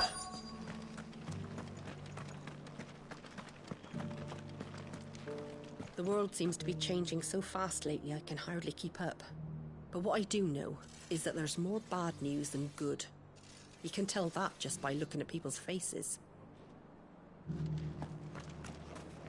Want to know how to tell if the world's going to rack and ruin? Look for busy bladesmiths.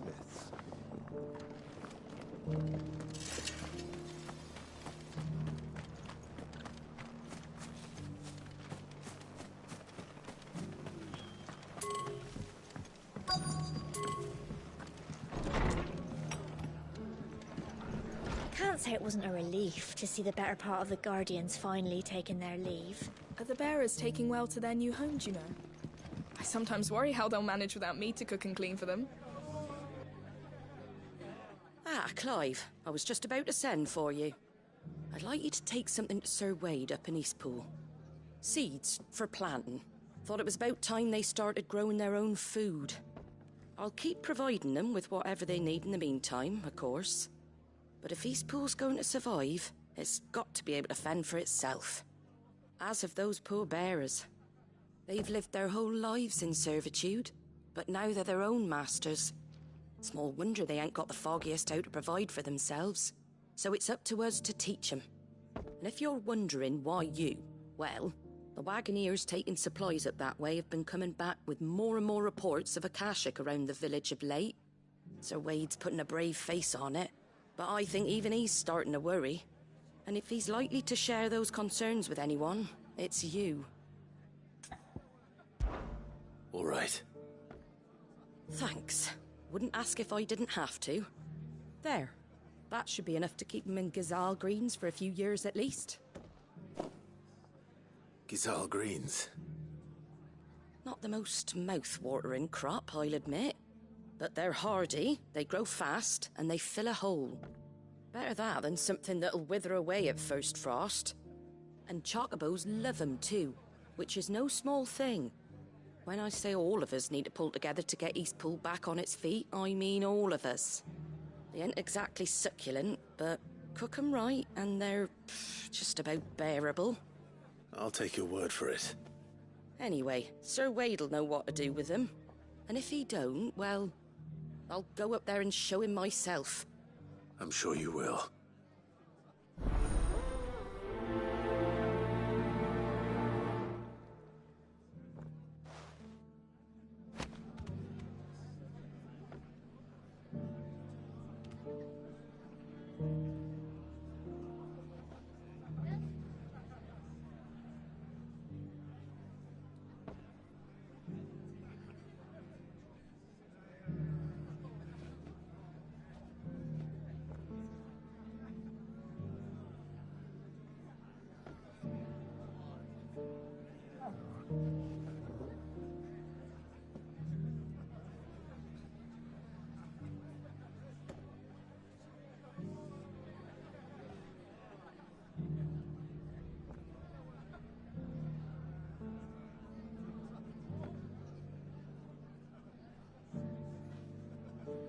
Get them Gazal green seeds up to Sir Wade and Are the bearers taking well to their new homes, you know? I sometimes worry how they'll manage without me to cook and clean for them.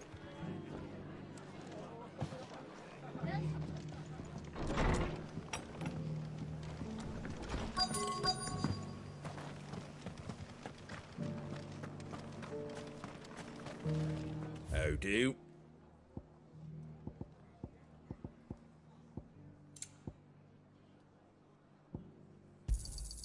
Much obliged.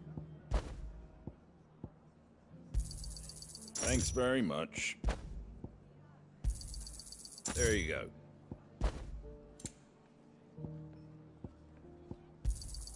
Thanks very much. Much obliged.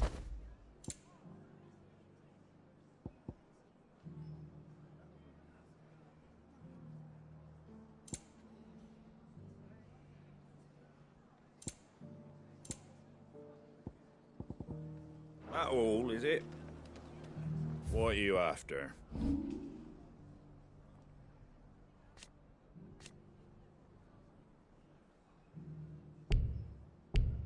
well. Just because the heavens have gone to rack and ruin. Nearly done. It doesn't still hurt, does it?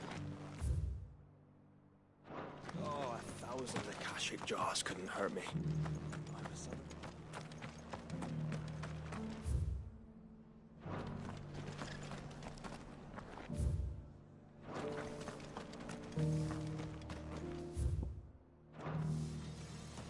The world seems to be changing so fast lately I can hardly keep up.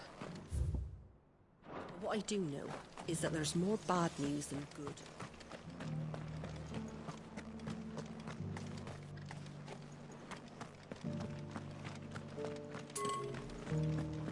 I think we're all of us glad to see the Bearers and the Guardians find a home for themselves over in Eastpool. Not least because it feels like we finally got ours back. And for that, I can't.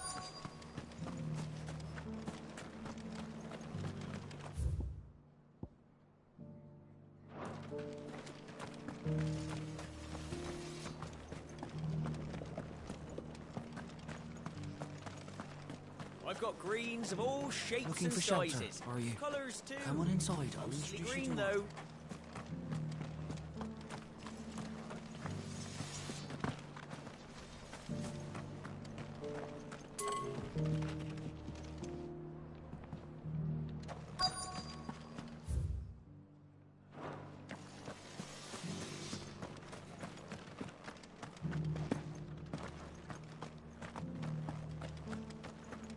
The people of the rest may seem to be in high spirits.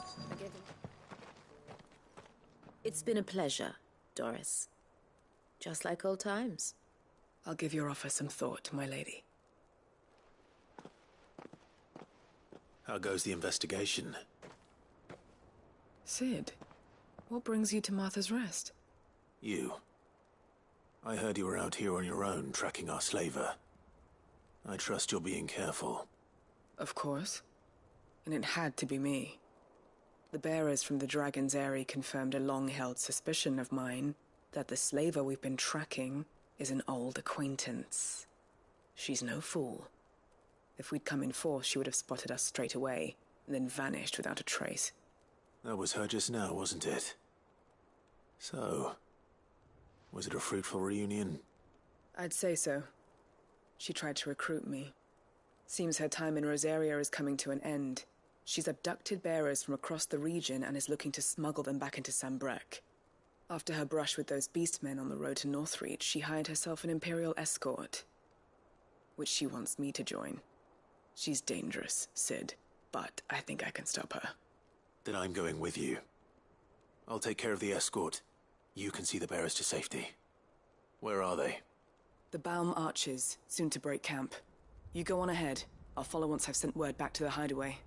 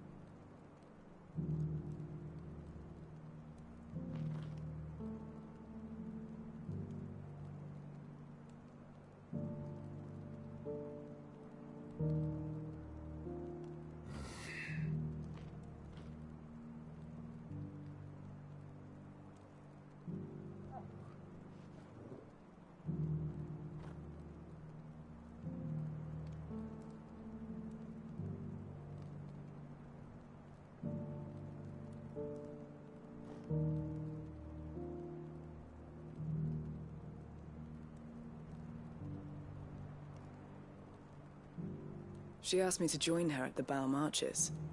It's a wonder she still trusts me after everything that happened.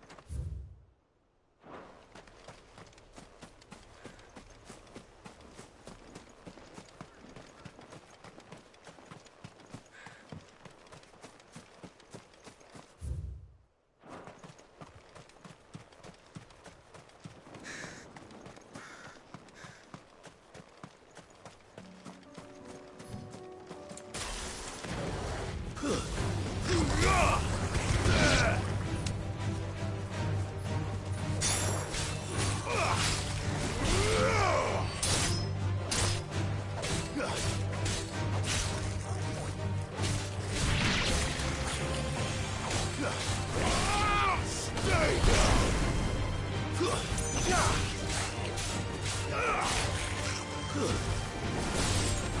finished!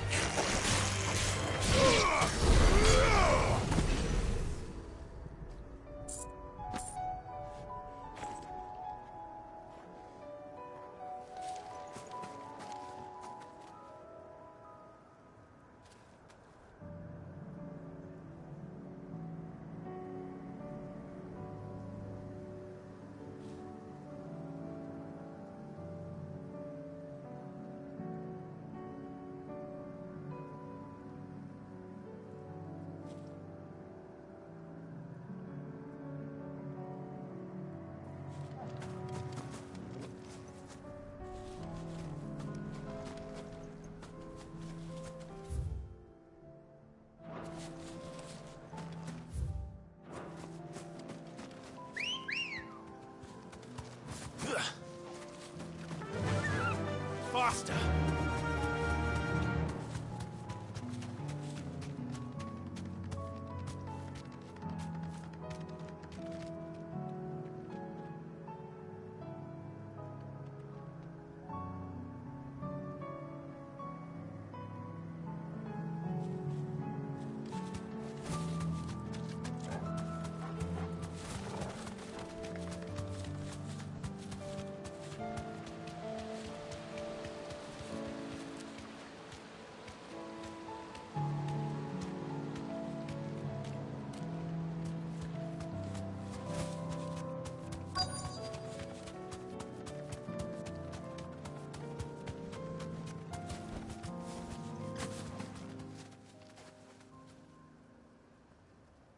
Good. They haven't broken camp yet. How did Doris come to know a slaver, I wonder?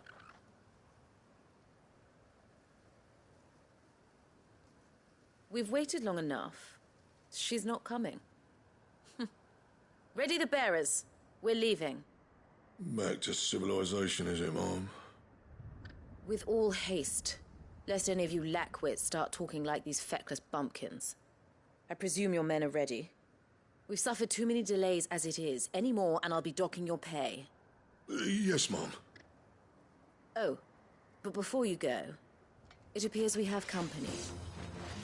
Kill him. You're welcome to try.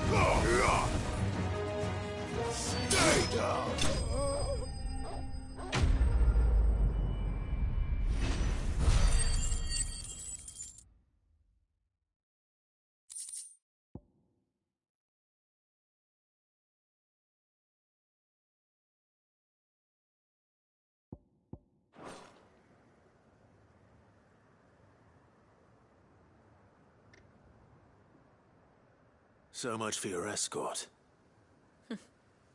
You'll forgive me for not avenging my men. I'm not the swordswoman I used to be. I surrender. Do with me as you wish, Sid the Outlaw. Sid! Ah, Doris. I take it you're not here to rescue me from our brooding renegade? You know, I always wondered where you'd vanished to. But casting your lot with this criminal of all people... Better fighting for a cause than killing for coin. I'm sorry, Sid. I should have told you sooner. This woman, my former master, once trained bearer children to be weapons in service of the highest bidder. She raised me like a daughter, and I did terrible things to earn her favor. It wasn't all terrible, surely. We had our fun, too. You were always so eager to learn, and had such clever hands. All my other children took either to the blade or to the books. Always either or. But you proved yourself a master of both. That's why I kept you for my own. How about it, my little dagger? Care to swear that blade to me again? I never swore my blade to you, nor will I ever. I fight for a higher cause, to liberate the bearers of this world. Farewell, Master. Thank you for making me the weapon I am. You always were a righteous child. Perhaps that's the reason I loved you so.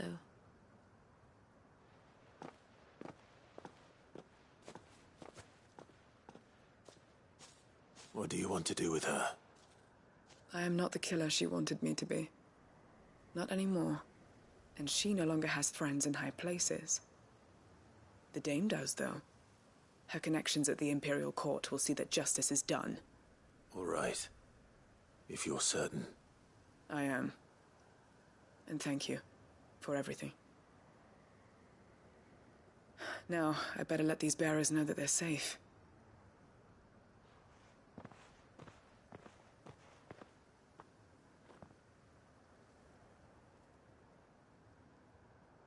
Then I should head back to the hideaway and put Cole's mind at ease.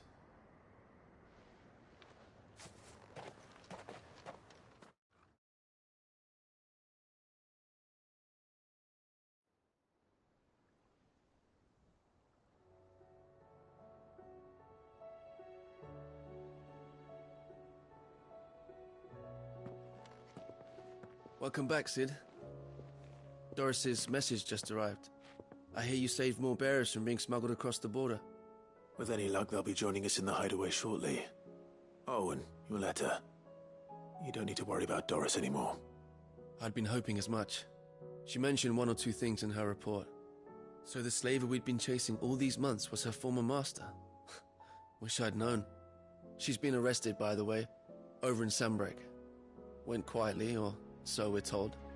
And she won't be getting off lightly. The Empire may have no love for bearers, but it's none too fond of black market traders either. Can't have been easy for Doris. I'm sure it wasn't. But don't worry. She'll be all right. I hope so. Suppose you should know, eh? You had quite the past yourself before you came here, or so I understand. Anyway, thanks again, Sid. The Cursebreakers would be lost without Doris. And you, of course. Keep up the good work, Cole.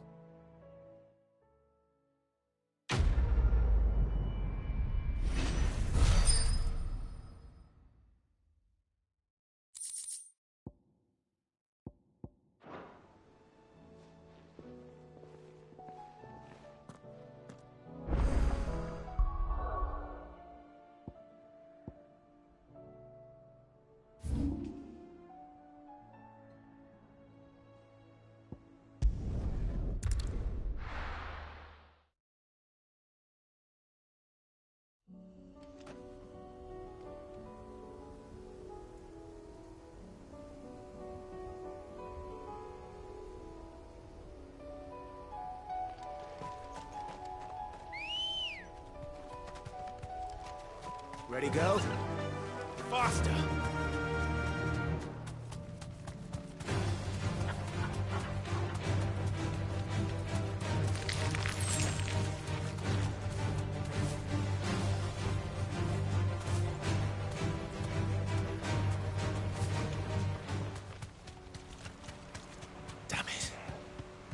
whole village is turned. Will do, girl.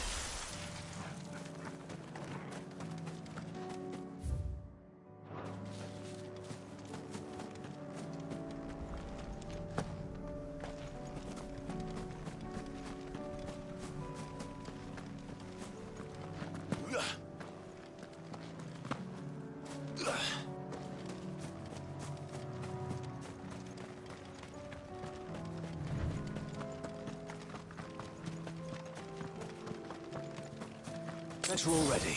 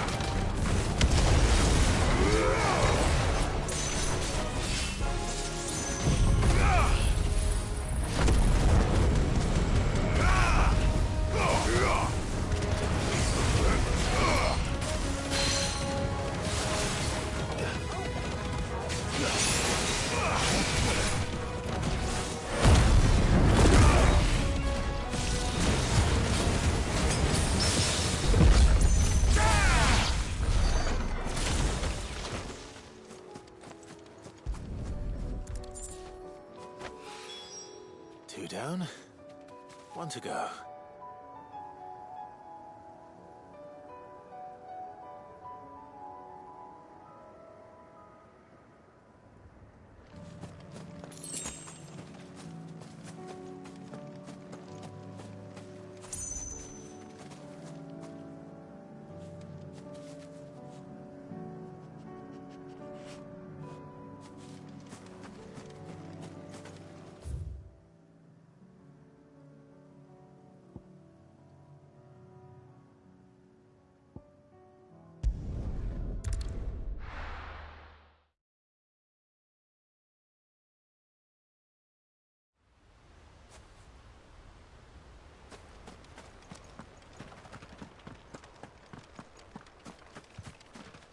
I heard the Guardian saying we're supposed to grow our own.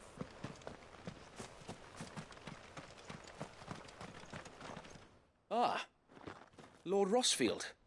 What brings you to Eastpool? A delivery from Martha.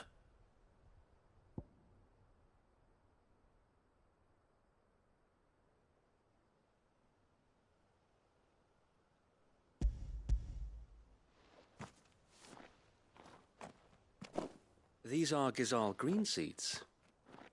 Martha's keen to cut the apron strings, then, is she? I jest, of course. You see, I had thought we might be able to revive the old wheat fields, but they'd long since gone to seed, only without the seeds.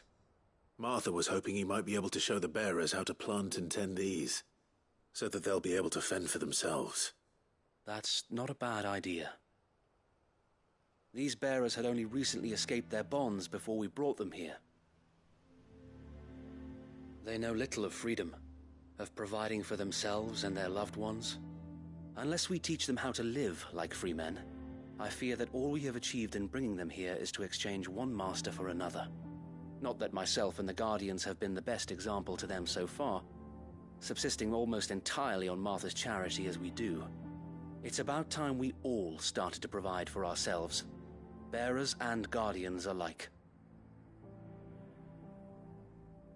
Unfortunately, we've been a little too busy of late to focus on much besides bolstering our defenses. There have been alarming reports of... The Horde is closing in. They're coming, so wait, all of them. Damn it all, I thought we'd have more time. Gather the men in the square. Send to the rest for reinforcements. Yes, Sir Wade. The Horde. A Kashek, a veritable legion of them. They've been seen prowling around the northern reaches for a while now. We don't have the numbers to hold back a swarm that size. I had hoped to build a perimeter wall so that myself and the Guardians might be able to defend the village, but... Now you're out of time. Precisely. If reinforcements from the rest arrive before they do, we may just scrape through, but I fear that's rather an enormous if. What if you could call on reinforcements from Eastpool? You mean the bearers? We brought them here so they might live, not die, fighting for their lives. So wait. You said you lack men to defend the village. Are the bearers not men? Do they not wish to see Eastpool saved? Though they may not be trained soldiers like your Guardians. What help they are able to offer could still prove the difference between victory and defeat. You're right, my lord. I will appeal to them.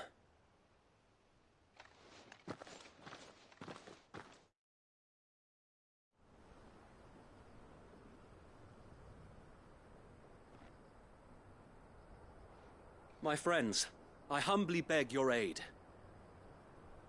We Guardians are few and our enemies many. But I swear we can defeat them with you at our side. You would send us to the slaughter. To serve as bait for those fiends so that you and your men might be spared. And to think we trusted you. Say what you will. A home is not worth dying for. But it is worth fighting for. Sir Wade fights to give you lot a chance. Just like I do. Just like Sid does.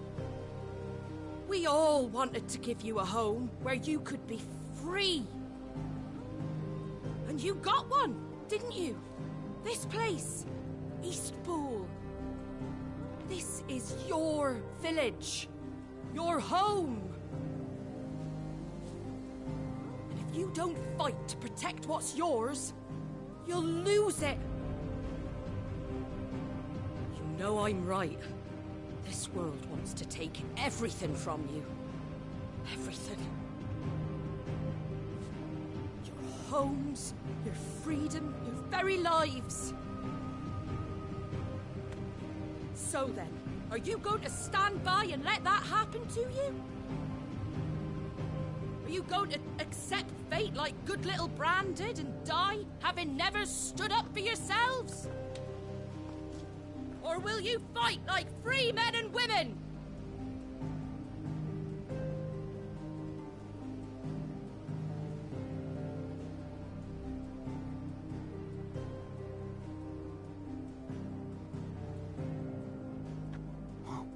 What are you doing? All right. Give me a sword. I never dreamt I'd have a home of my own. And now that I have, I don't want to lose it.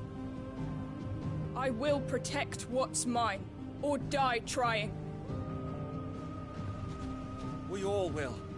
Free men and women, fighting together.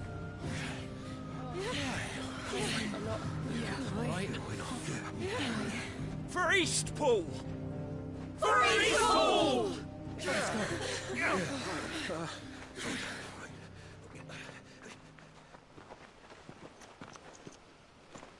Thank you, Martha. Don't mention it. Just promise me one thing. Like you'll show them how freeborn fight. Gladly.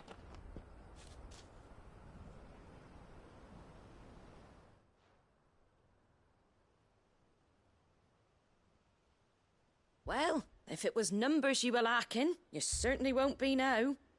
Thanks to you. Me? Oh, I just love the sound of my own voice. Lord Rosfield, my lady, we're ready. So what's the plan of action? We'll divide our forces into several small detachments, each made up of guardians, bearers, and guards from the rest. These will position themselves at strategic points around the village. Upon engaging with the Akashic, each detachment will keep the creatures occupied as best they can, steadily retreating all the while. You're going to lure them into the village? I am.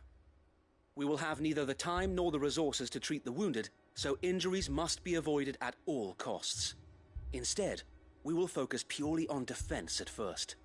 By coordinating our withdrawal through the use of messengers drawn from among the bearers, we will aim to have the swarm converge at a point of our choosing.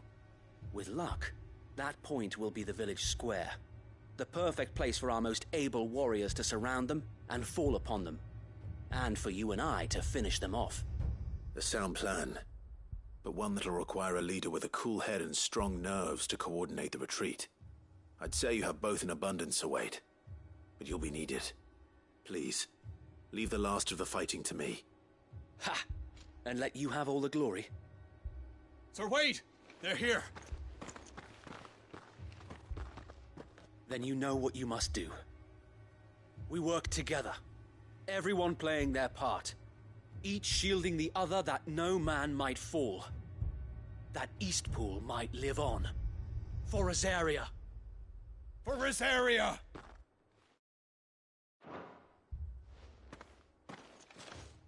We've no time to argue, my lord.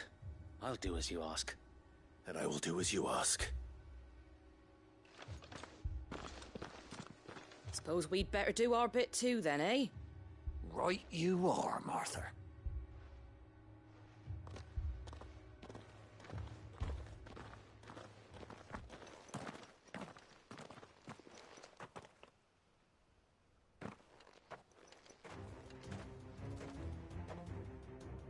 The calm before the storm.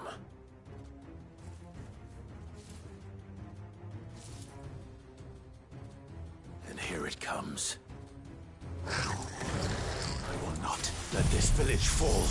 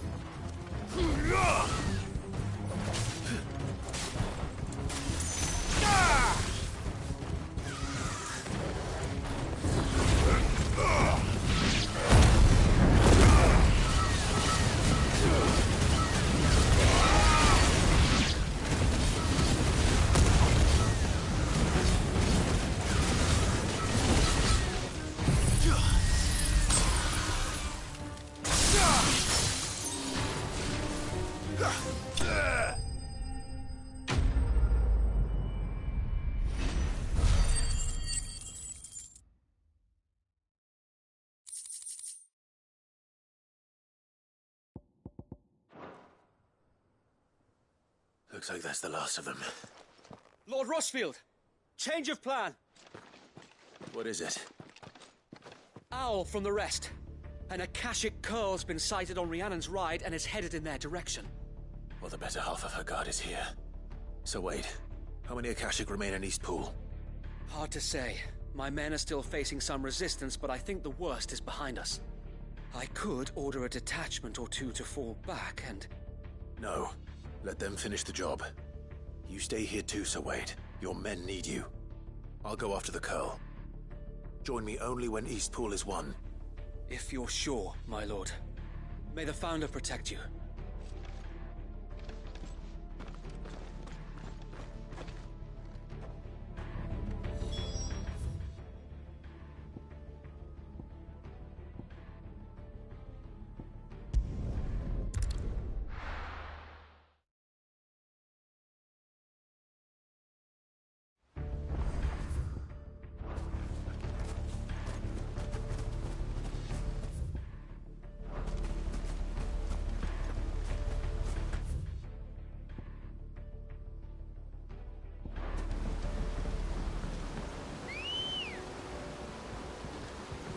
Come on. Run like the wind.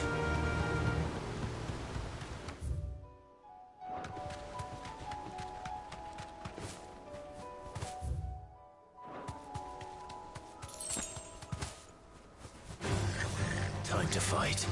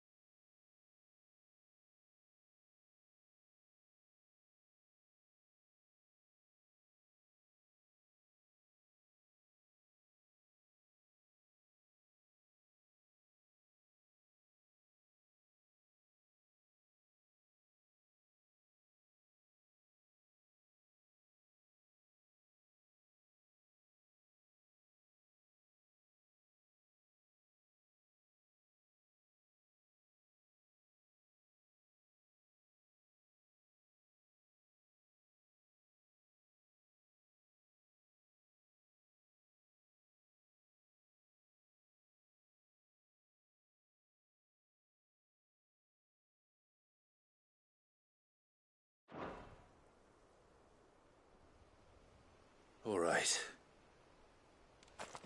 Back to Eastpool.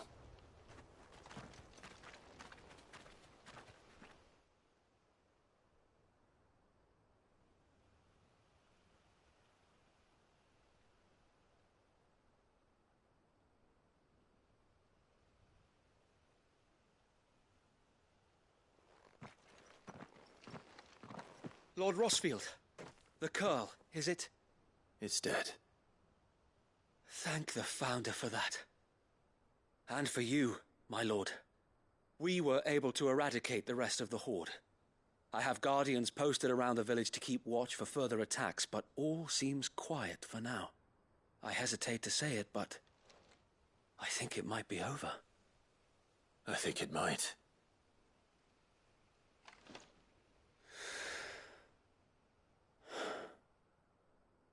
We did it. We saved Eastpool. Thank you, my friends. Thank you. No, Sir Wade. It's us who should be thanking you. You brought us together. Showed us what it means to fight for what you hold dear. We never had nothing to call our own before. We didn't know what it meant to protect it, but now we do. We really do. Forgive us, Sir Wade. You and your people saved us, and still we doubted you. But there's no doubt in my mind anymore. We're free men now, so we have to start acting like it. We have to fight to protect what's ours, to protect Eastpool. And we shall. We all shall. Together. This is our home. And if anyone or anything tries to take it away, they'll have us to answer to. Come on then. Let's get to work. This village isn't gonna rebuild itself.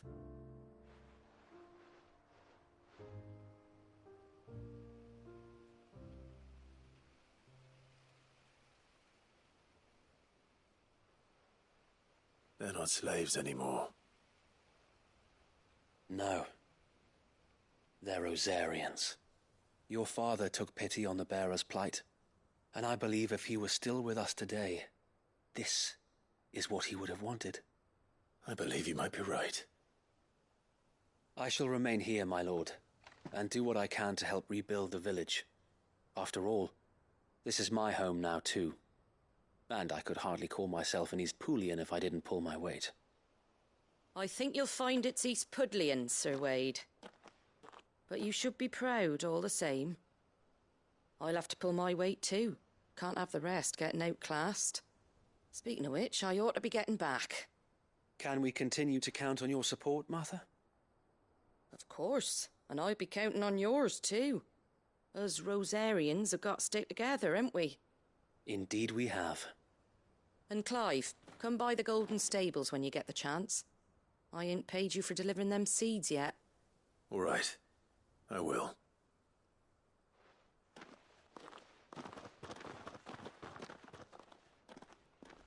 Lord Rossfield, do you remember our very first mission together?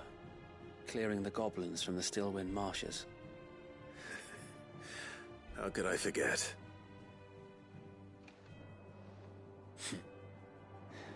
There's one sight that I shall never forget.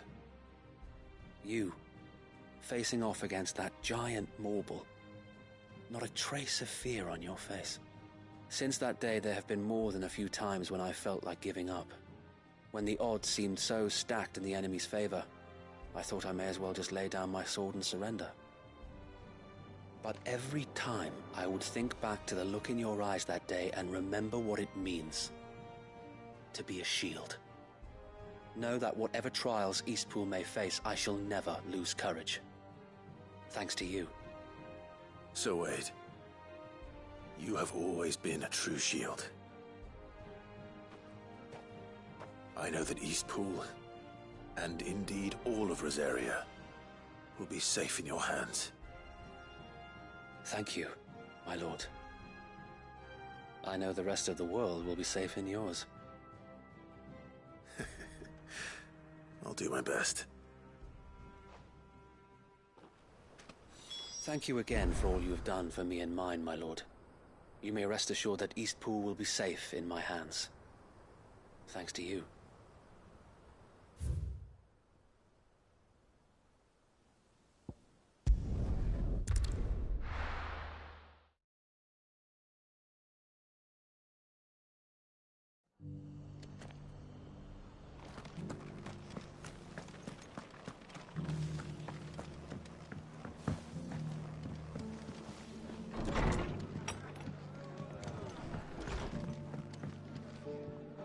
The hero returns.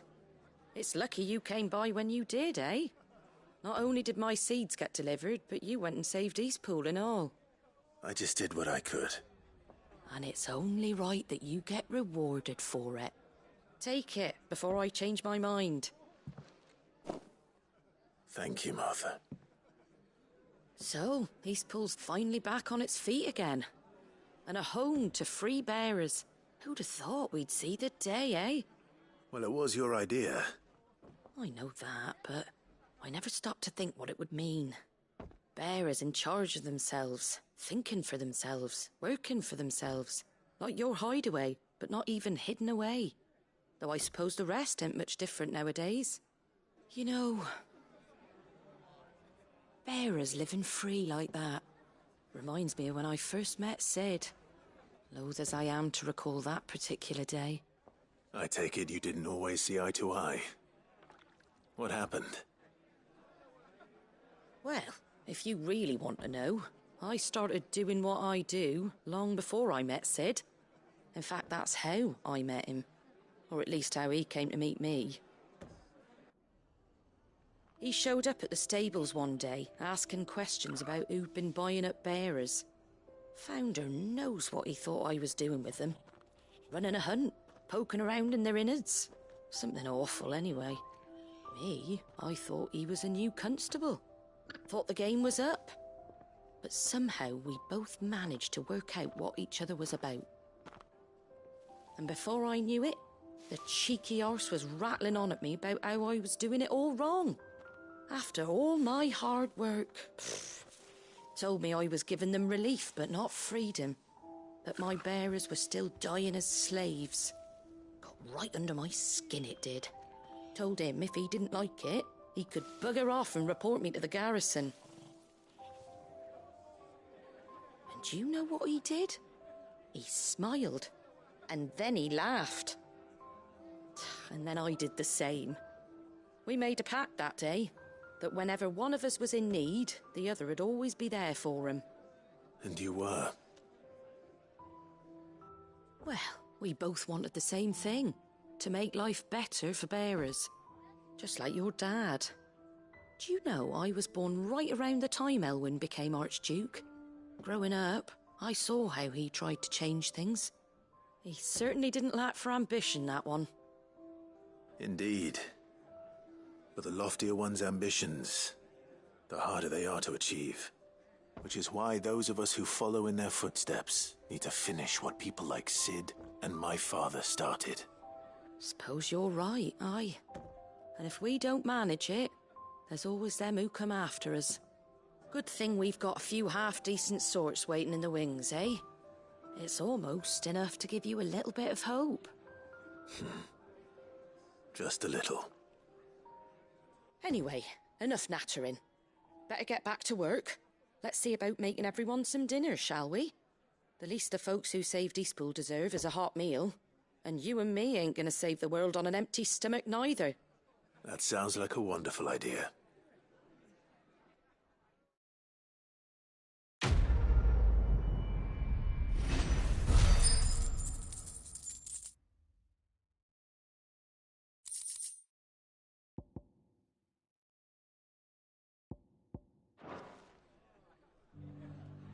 Don't worry, Clive. You went alone in this fight.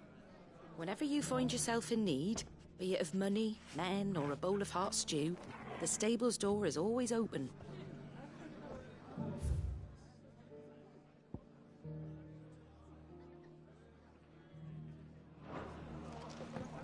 Can't say it wasn't a relief to see the better part of the Guardians finally taking their leave. We barely had room to breathe, what with them and us and all the others all crammed in together.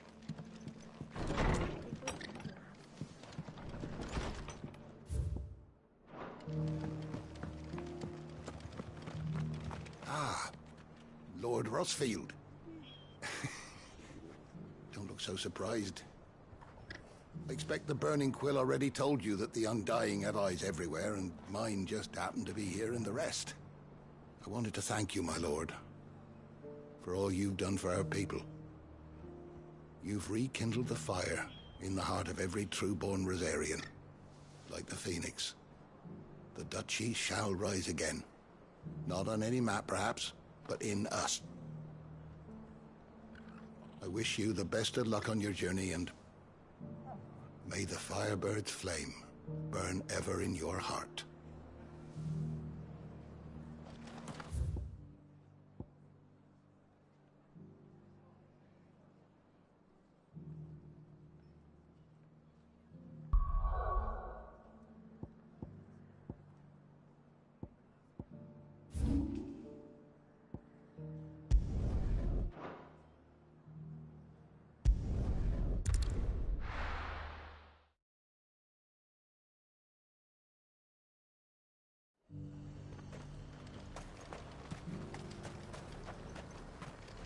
Do you see anything you like?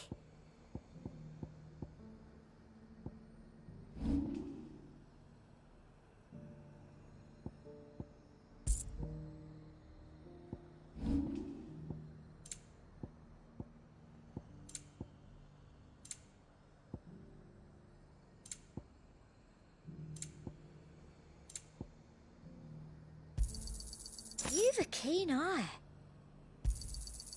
An excellent choice.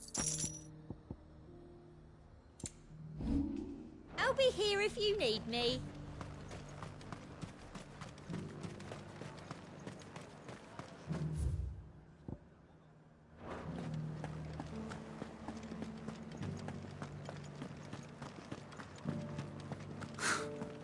Let of us believe.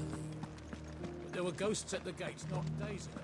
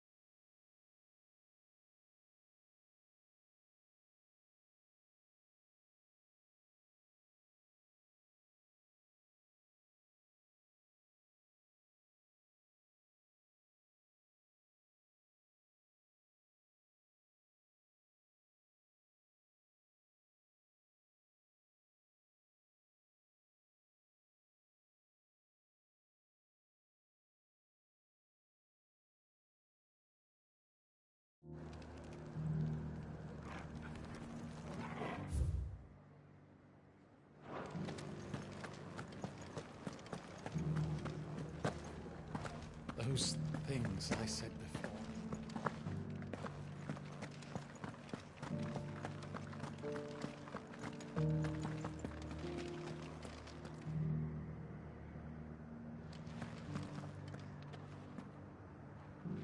Oh, Clive. What am I to do? My wards and I may soon be without a home. What's happened? The High Cardinal has descended from his lofty throne and taken up residence here in Northreach. The High Cardinal? Leader of the Council of Elders, second only to his Radiance at the head of the Imperial government. Not that any of those things still exist. Now he goes by his noble title, the Duke of Oriflamme. And what does he want with Northreach? He wants to transform it into a military stronghold, a foundation upon which to build a new Sambrec. He's already secured the support of the various army remnants, with promises that they shall be afforded the respect they deserve in his empire. One built on the confiscated property of the people. He would rob the populace to pay for it. Believe me, I have used every means of persuasion to discourage him from this folly. But for whatever reason, he will not listen to me. What does Captain Philippe make of this? When the town was under attack, it was him the soldiers rallied around. Couldn't he use that influence again? How? By speaking out against one of the most powerful men in Sambrec. A man whose stated aim is to revive the empire Philippe's comrades swore to serve, and to improve the soldiers' lot within it. The captain can offer them a regular supply of gruel, and an occasional trip to the Vale to help them forget the terrors they face each day. The Duke offers them a vision of strength and safety. No. Any attempt to incite mutiny would cost Philippe the support of his men, if it did not cost him his life. But given the mood around town, mutiny may yet be unavoidable. The people have little appetite for further deprivation, least of all when it serves only to elevate others. And who could blame them? Clive, would you appeal to the Duke on my behalf? For your services to Northreach, you have the respect of the soldiers, and they will take you to His Eminence if you ask them. And unlike Philippe, no bonds of loyalty prevent you from speaking your mind to the man. Well, will you try? You could hardly fare any worse than I did. I'll see what I can do. Thank you, Clive. Tell me then, where will I find this Duke of Oriflamme? In the garrison? Overseeing the troops, yes. All right. Wish me luck.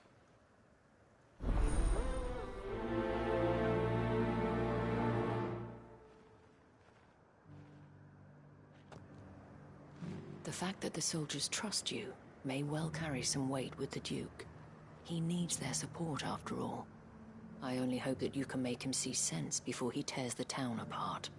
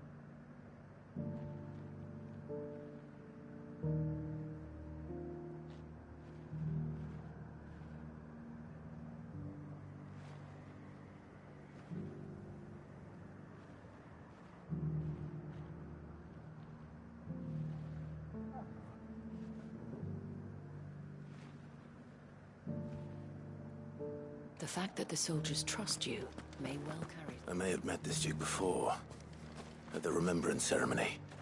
Let's hope I didn't make a strong impression.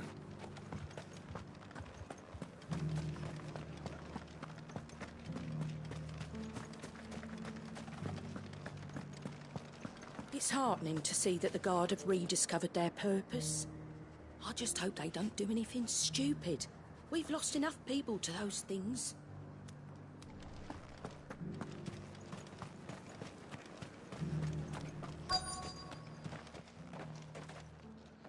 Halt! Oh, sorry about that. You're the dame's man, aren't you? You got some business with the captain? No, actually. With the Duke. I was hoping I might be able to speak with him. We're under orders not to let any civilians pass. But you should be all right. His Eminence has heard all about you and your heroics. Wait here. I'll go and ask.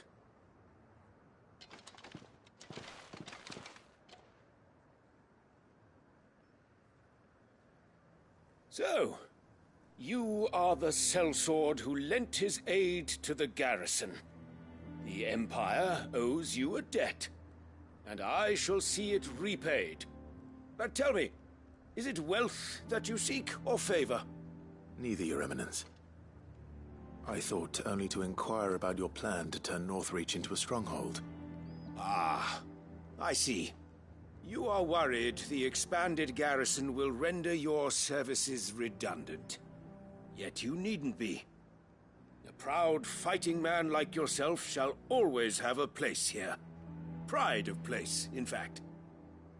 For too long has the contribution of the noble soldier been under-reckoned. But no more.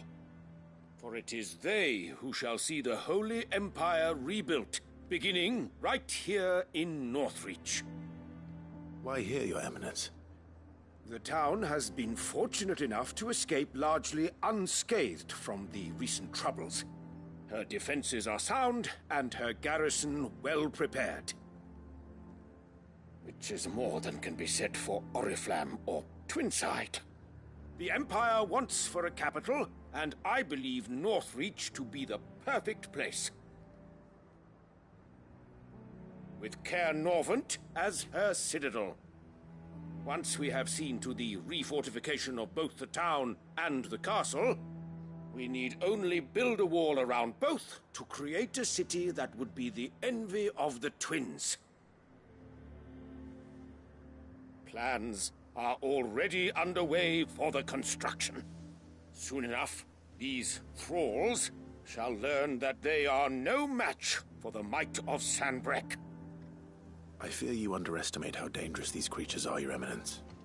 Should they return in force, you will need all the people of Northreach to come together in defense of the town. Something they may be loath to do if they've been deprived of their worldly goods. The people will do as their leaders command. If Sanbreque is to be rebuilt, she will require a functioning government. One whose authority is beyond question. That is why this levy is necessary. So that any man who wishes to join the army might do so and be fed, outfitted, and paid as befits a defender of the Empire. And yet there are those who persist in peddling the treasonous lie that I seek to steal from the people and drive them from their homes. I suspect they're afraid of losing what little they have left. Precisely. The common folk have little and less, and you mean to deprive them of even that. You would sow the seeds of your new empire in your own salted earth. Sabine, we have discussed this. Yes, and I told you then how putting the empire before her citizens would lead only to revolt. Without an empire, there are no citizens. And in yours, there will be only beggars. Is that what Griga wills for her people? Do not take her name in vain, Sabine. I'll come back later. A citizens' revolt. I wonder what the people really think of the Duke's plan. It wouldn't hurt to ask them, I suppose. Let's begin with those on the other side of the wall. Sabine, you are embarrassing me. You're embarrassing yourself.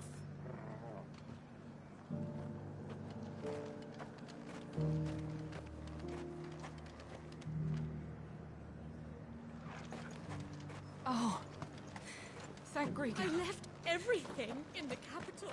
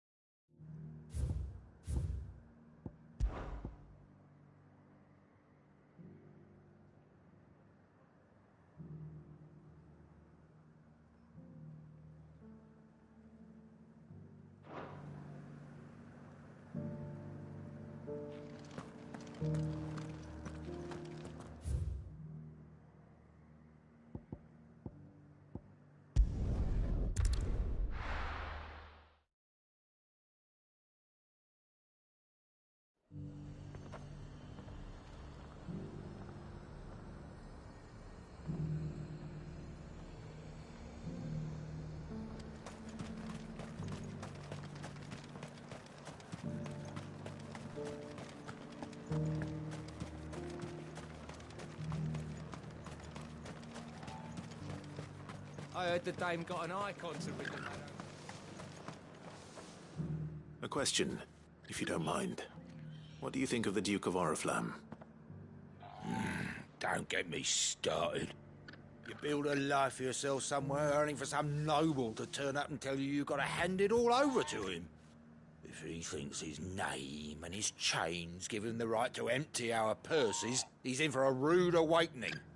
We'll do whatever it takes to keep what's ours. Whatever it takes.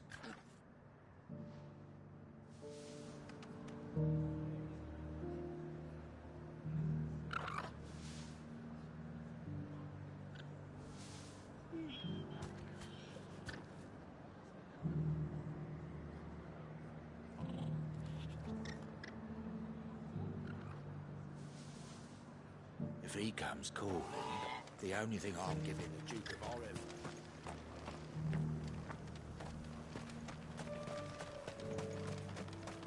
Better already.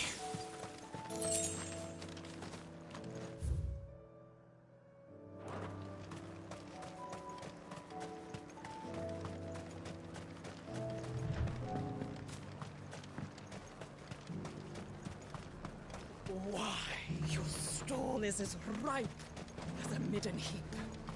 It's my damn bearer. I've been hearing a lot of talk about a certain duke. Nothing good, I'll wager.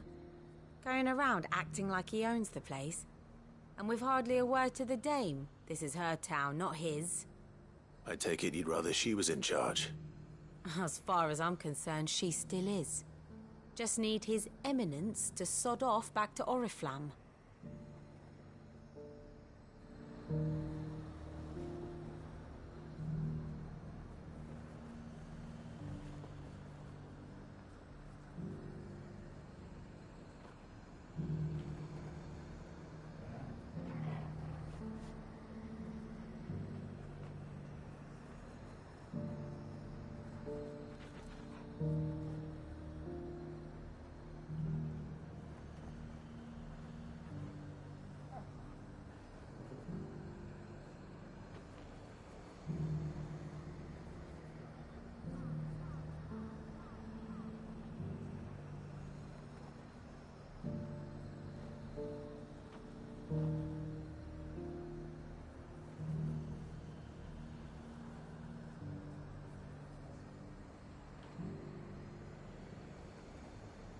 The Dame actually cares about this town, unlike the Duke.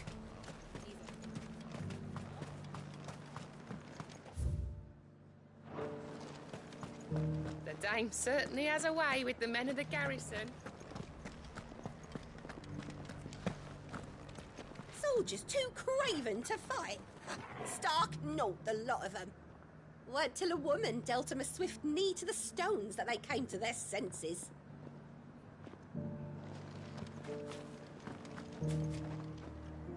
All right there. What is it you're after, sir? Just your opinion, actually. I wondered what you thought of the Duke of Oriflamme. Oh, him. Not much. None of us traders do. It's thanks to nobles like him that we had to set up shop this side of the wall in the first place. Couldn't have the rabble getting any closer to the holy capital, could they? And now he's trying to drive us out completely, threatening to take everything we got from us if we don't clear off. If the Dame said she wanted him run out of town, I'd be straight through that checkpoint, tar bucket in hand.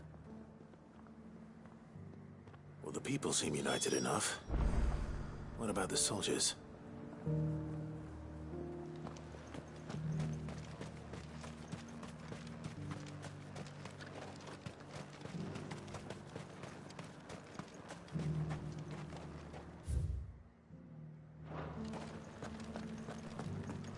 There were ghosts at the gate, not Daisy.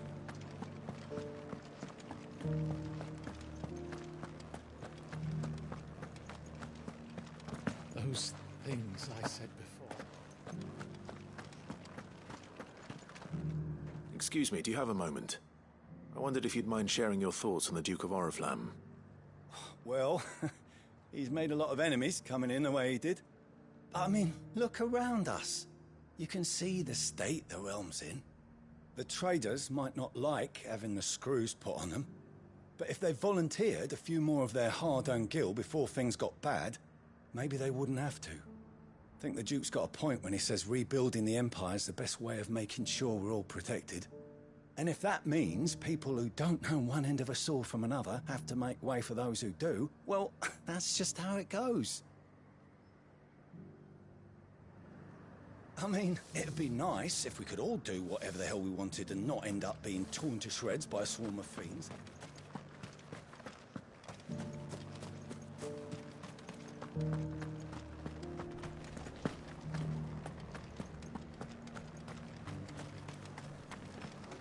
As long as you remain. You're the one who was talking to His Eminence. On the Dame's behalf, yes. I was trying to persuade him not to take the people's goodwill for granted, but it seems my words fell on deaf ears. What do you think of his plans? I'm a soldier, mate. He tells me what to do, not the other way round. Listen, I've got nothing but respect for the Dame, but I've got a family to look after.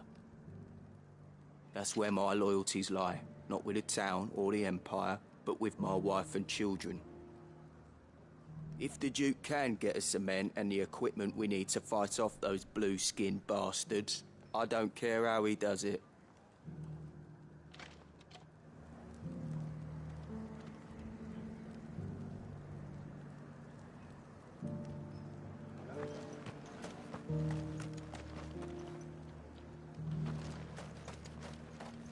Sabine, you are embarrassing me. You're embarrassing yourself.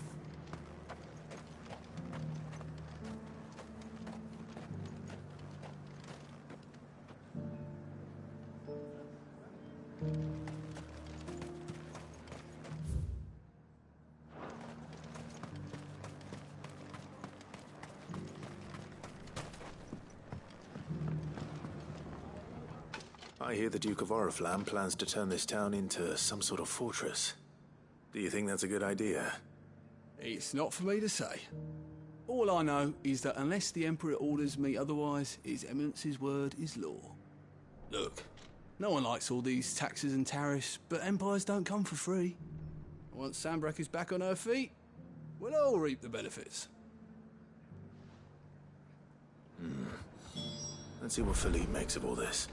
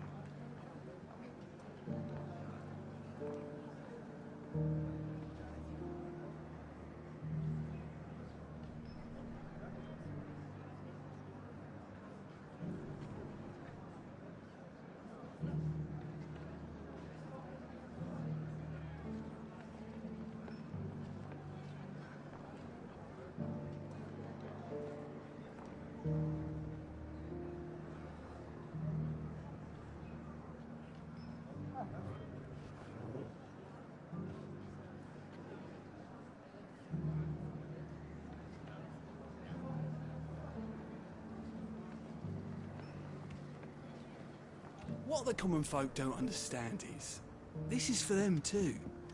Either we turn the Empire back into a force to be reckoned with, or we live in fear the rest of our lives.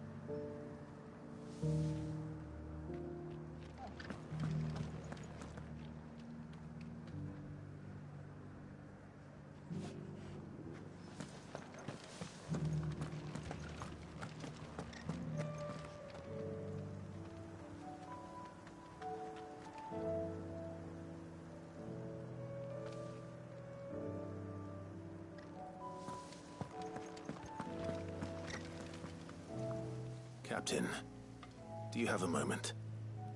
For you? Certainly. Clive, wasn't it? Thank you for last time. How can I help you? I wanted to ask you about the Duke of Oriflamme. Do you intend to go along with his plan? But to tell you the truth, I'm in two minds. It's my sworn duty as a captain of the Imperial Army to obey his orders. But I can't say I agree with him. Philippe, I remember you saying that you became a soldier to protect the people you loved. The Dame included. That's right, I did. Well, she doesn't agree with the Duke's orders either. She thinks they could tear Northreach apart.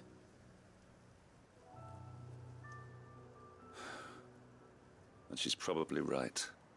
Thank you, Clive. I know what I need to do now. Protecting the people I love is what matters. Doesn't matter how. Well, duty calls, so I better go. Thanks again.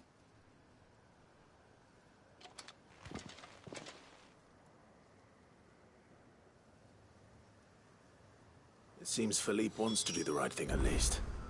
I expect Isabel will be pleased to hear that, if nothing else.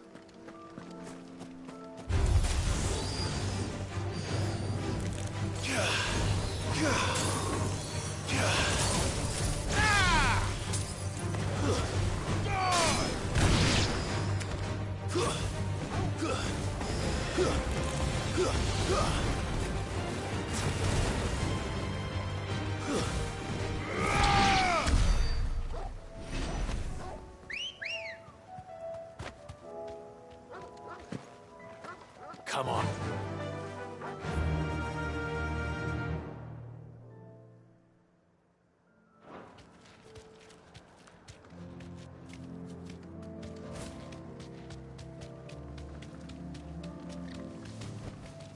Back to the stables, girl.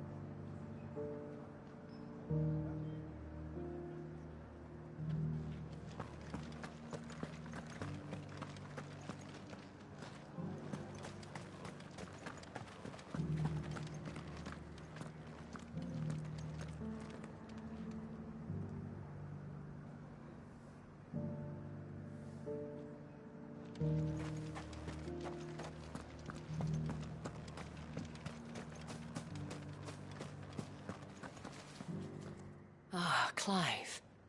How did you fare? Were you able to speak with the Duke? I was, but...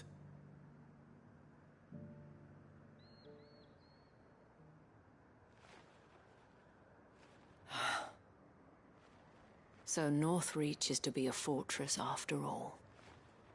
Well, it will certainly help to hold back the thralls. There's no denying that.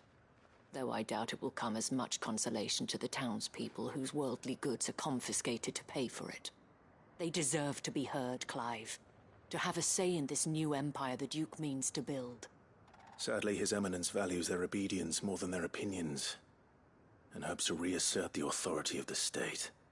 I fear he sees the people as mere pawns on his chessboard to be sacrificed for the greater good. Needless to say, they themselves are of a different opinion, and would rather their destinies were in your hands. The soldiers, meanwhile, are content to follow their orders. And not just because of the Duke's rank, but because of his vision. I thought as much. Had I sworn to protect Sanbreque, I dare say I too would want nothing more than to see it rise from the ashes. Thank you for trying. but the battle is lost. I don't know about that. What happened to your uniform? I handed it in, along with my resignation. Told the lads I wished them well, but that I owe it to those I love to call it a day. But why? Because I realized what really matters to me. Not following some nobleman's orders for the sake of it, but protecting what I care about. Protecting Northreach. I honestly don't know when those monsters will return, but I'm certain they're not finished with us yet. And when they do come back, we need to be ready for them. We need to stand together, all of us. And with you to lead us, milady, I reckon we can do it. It was you who finally convinced me, Clive. There's no point following orders if they go against everything you believe. Indeed. All of us, standing together. That has always been Northreach's best hope, and one which still lies within our grasp. We have only to turn our attentions to the true enemy. Thank you, Philippe, for showing me what I must do. Anything for you, milady. Speaking of standing together, would you mind if I borrowed a few of the lads from the Vale to help keep watch around the town? I fear His Eminence has loftier tasks in mind for the guard. Not at all. Be my guest. Wouldn't be the first time.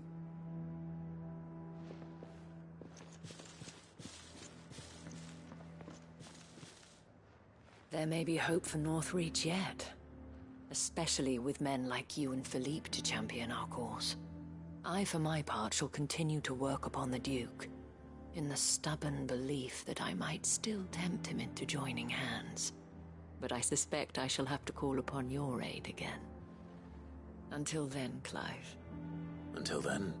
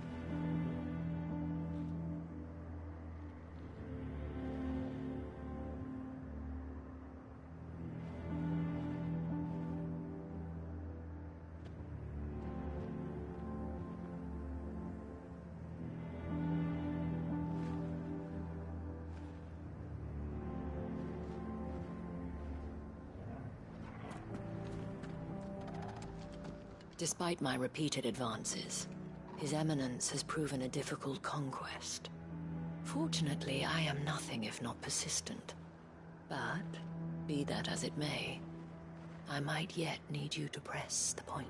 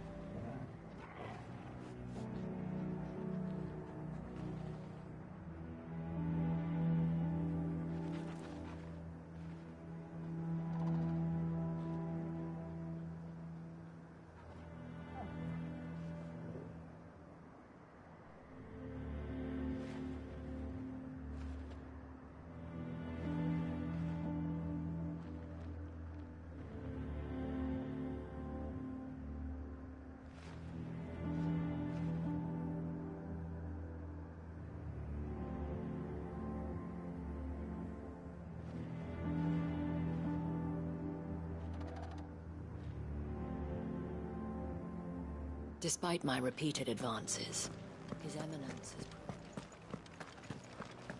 So many were injured.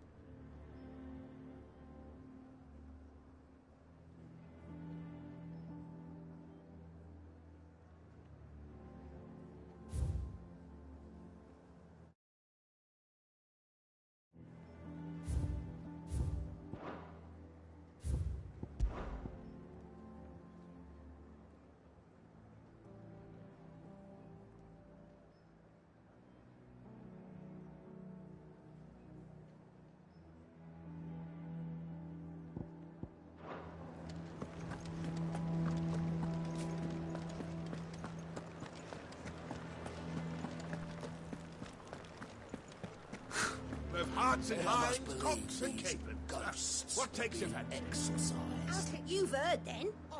The Duke plans to make Northreach a fortress, and would have the townspeople pay for it. We are not only to build his walls, but feed his army and fill his stores, all for the privilege of living under his rule.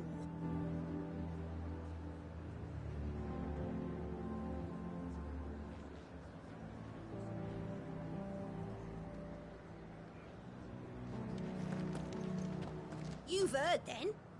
The Duke plans to make Northreach a fortress, and would have the townspeople pay for it. We are not only to build his walls, but feed his army and fill his stores, all for the privilege of living under his rule.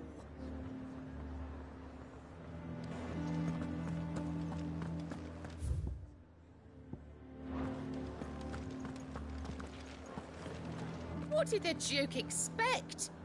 That the merchants would just smile and hand over the keys to their coffers?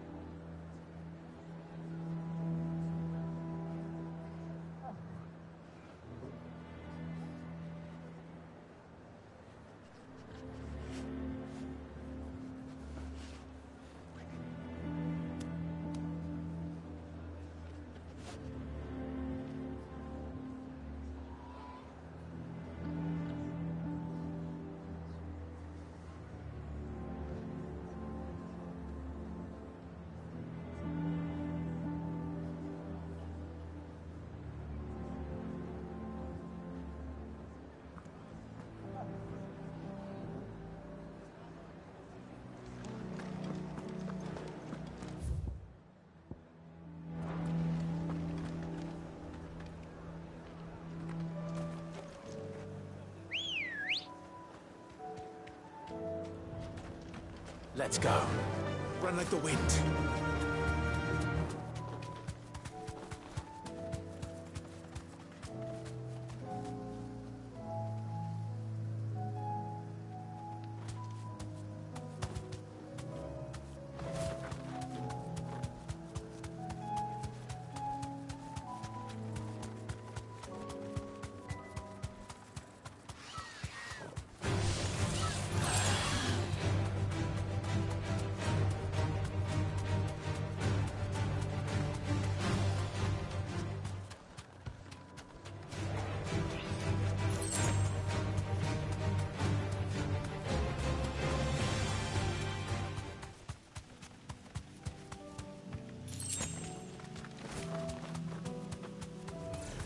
Don't get surrounded.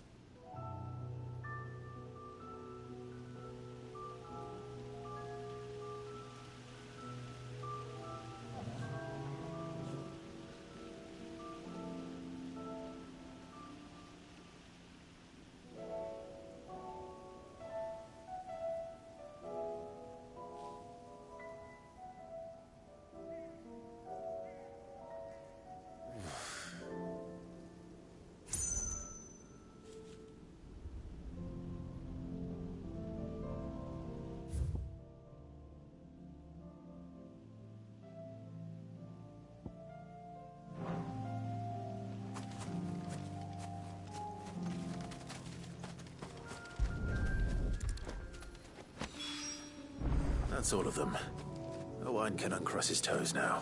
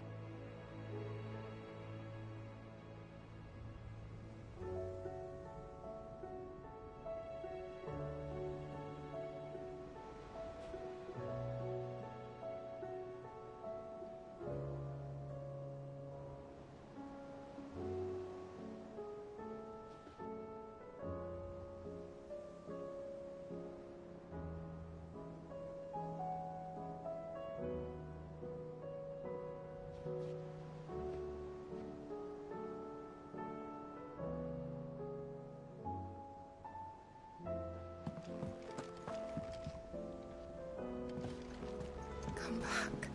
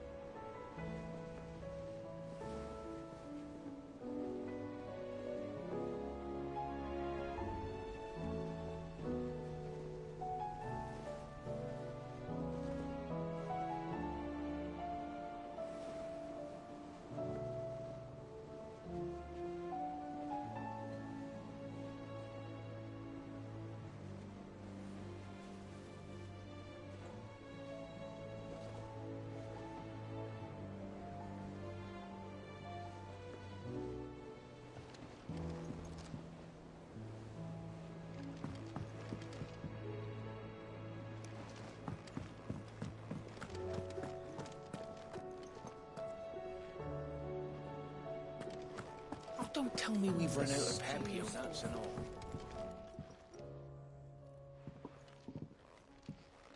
Ah, the man himself.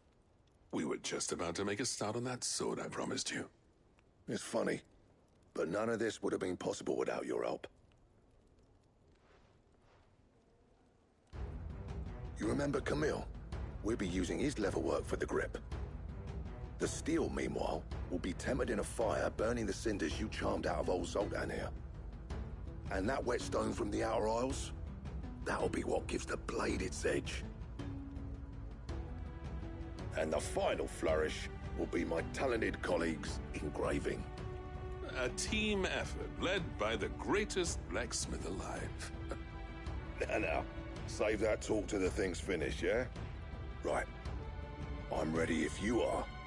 To the bellows it is, then.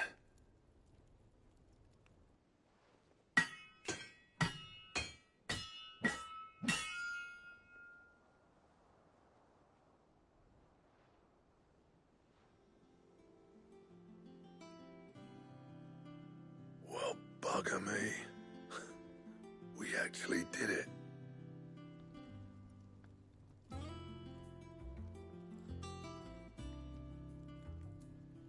The sword to end all swords.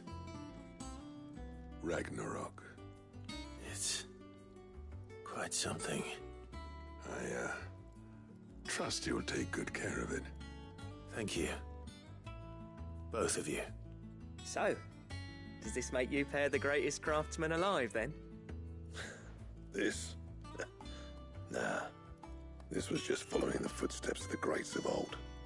It'll take more than that to earn us our place in history. But we're up for the challenge. Here. A list of materials.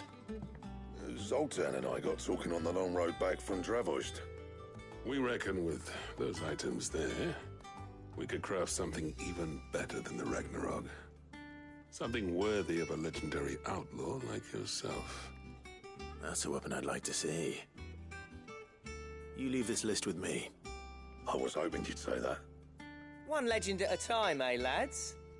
Before you start on the next, who fancies raising a cup to friendship reforged? Good idea. No more drinking to forget my past. It's about time I had something to celebrate. Then tap the kegs! Vulcan's boys are on their way!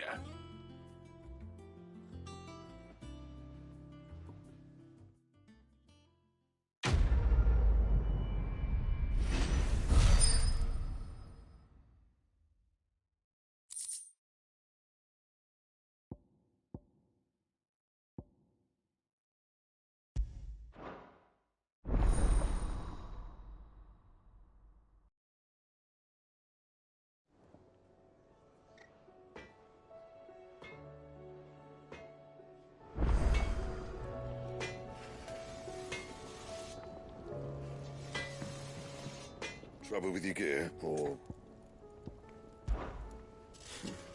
never thought me and Zoltan would ever speak again, let alone work together. And if it hadn't been for you, we wouldn't. You've been a good friend to me, Clive. The best.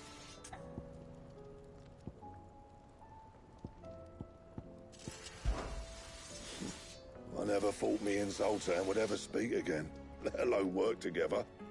And if it hadn't been for you, we wouldn't. You've been a good friend to me, Clive. The best. What's that for you, dear?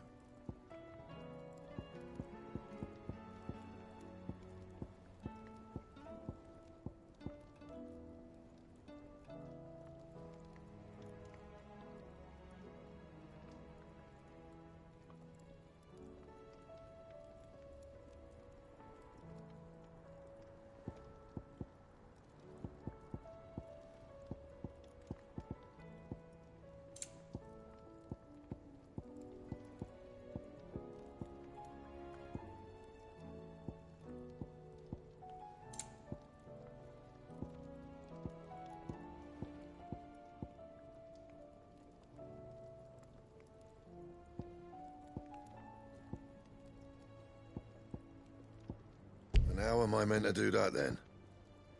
Don't waste my time. You ain't got the stuff.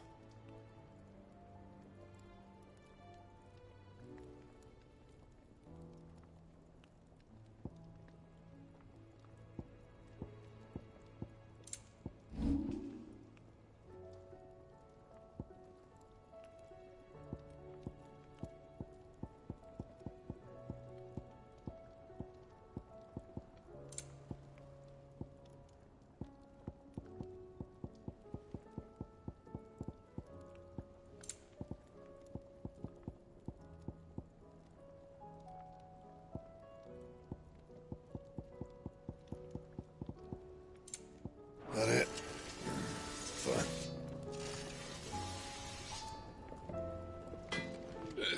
No need to thank me for the sword.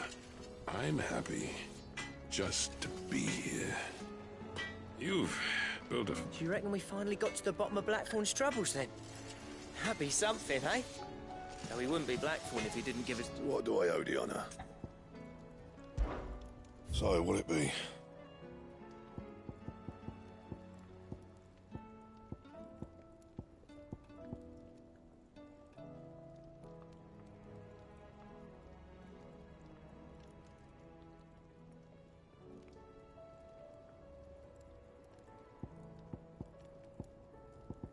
Anything else?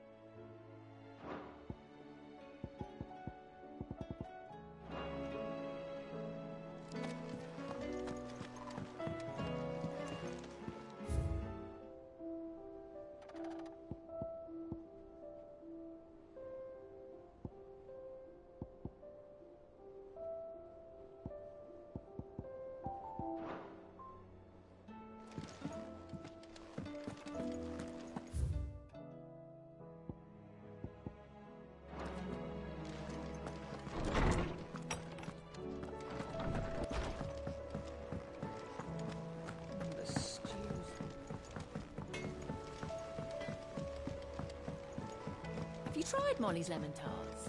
I've never had.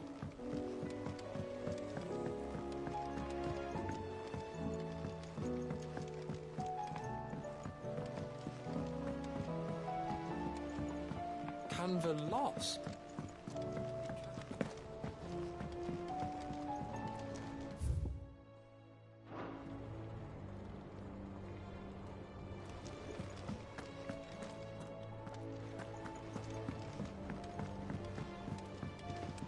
I finally finished the book I was writing. You're welcome to read it. If young Jocelyn hasn't already defiled its pages with his infernal scribblings.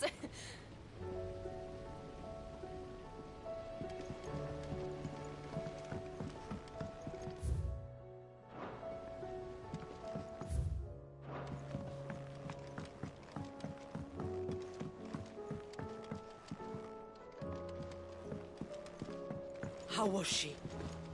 The Enterprise. Ah, Sid. Wasn't expecting you back so soon. So, is it good news or bad?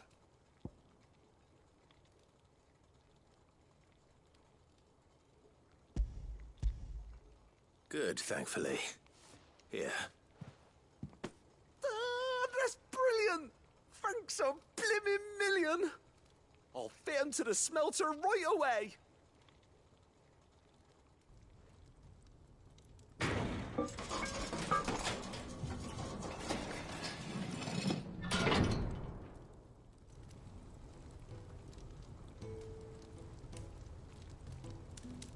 May I present to you the Telemon Furnace! Ain't bad, is she? She's a beauty. You saved my bacon again, Sid, and I ain't about to let your good deed go unrewarded. It's fine, really. My bag's flexible enough already. Oh, don't say that. I'm sure I can make a few improvements to it yet. You could just buy me a bigger... How about that clasp? Looks a bit stiff. Reckon you could loosen it up and make some more room? And I reckon I know how. With a new alloy we've been working on. The Telemon Furnace was just what we needed to perfect it. It's a metal, see? So it's lovely and strong, but it's also, well, stretchy, if you can believe it. Stretchy metal. Well, if you insist. That is the spirit. You'll love it, I promise.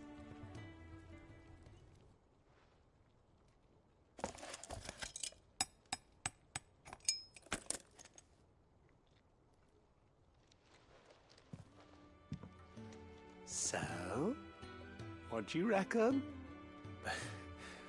It's actually quite ingenious. Thank you, Owain. Shh, don't mention it. You earned it. And I wanted to get some practice in using that metal anyway. Reckon we'll have all kinds of uses for it around the hideaway. Can't think of any right now, but that's our job, innit? Dreaming up new ways to make life easier around here. Maybe even out there, too.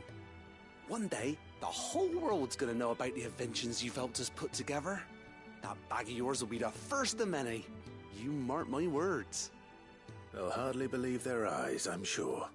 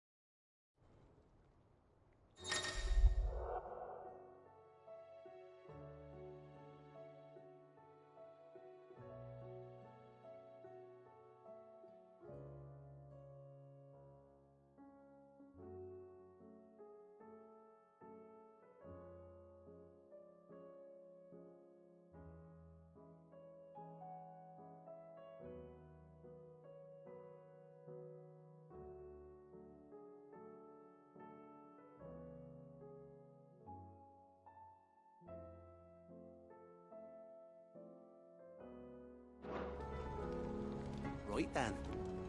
Let's get back to work. These world-changing inventions ain't gonna invent themselves.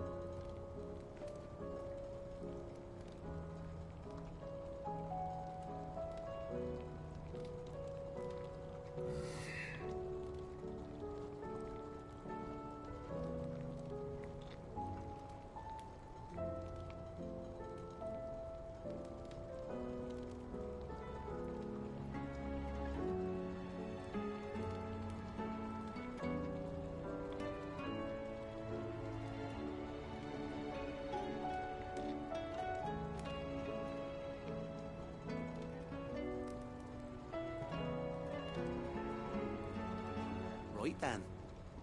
Let's get back to work. These world-changing inventions ain't gonna invent themselves. Right then. Let's get back to work. These world-changing inventions ain't gonna invent themselves. Right then. Let's get back to work. These world-changing inventions ain't gonna invent themselves. Right then. Let's get back to work. These world-changing inventions ain't gonna invent themselves.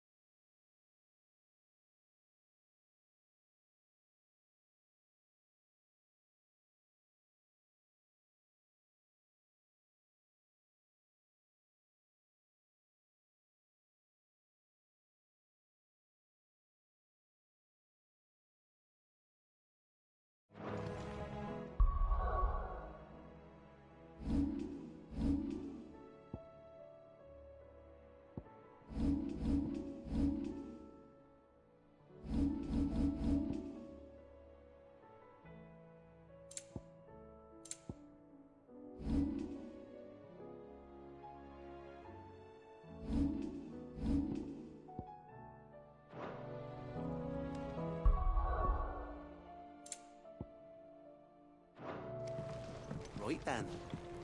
Let's get back to work.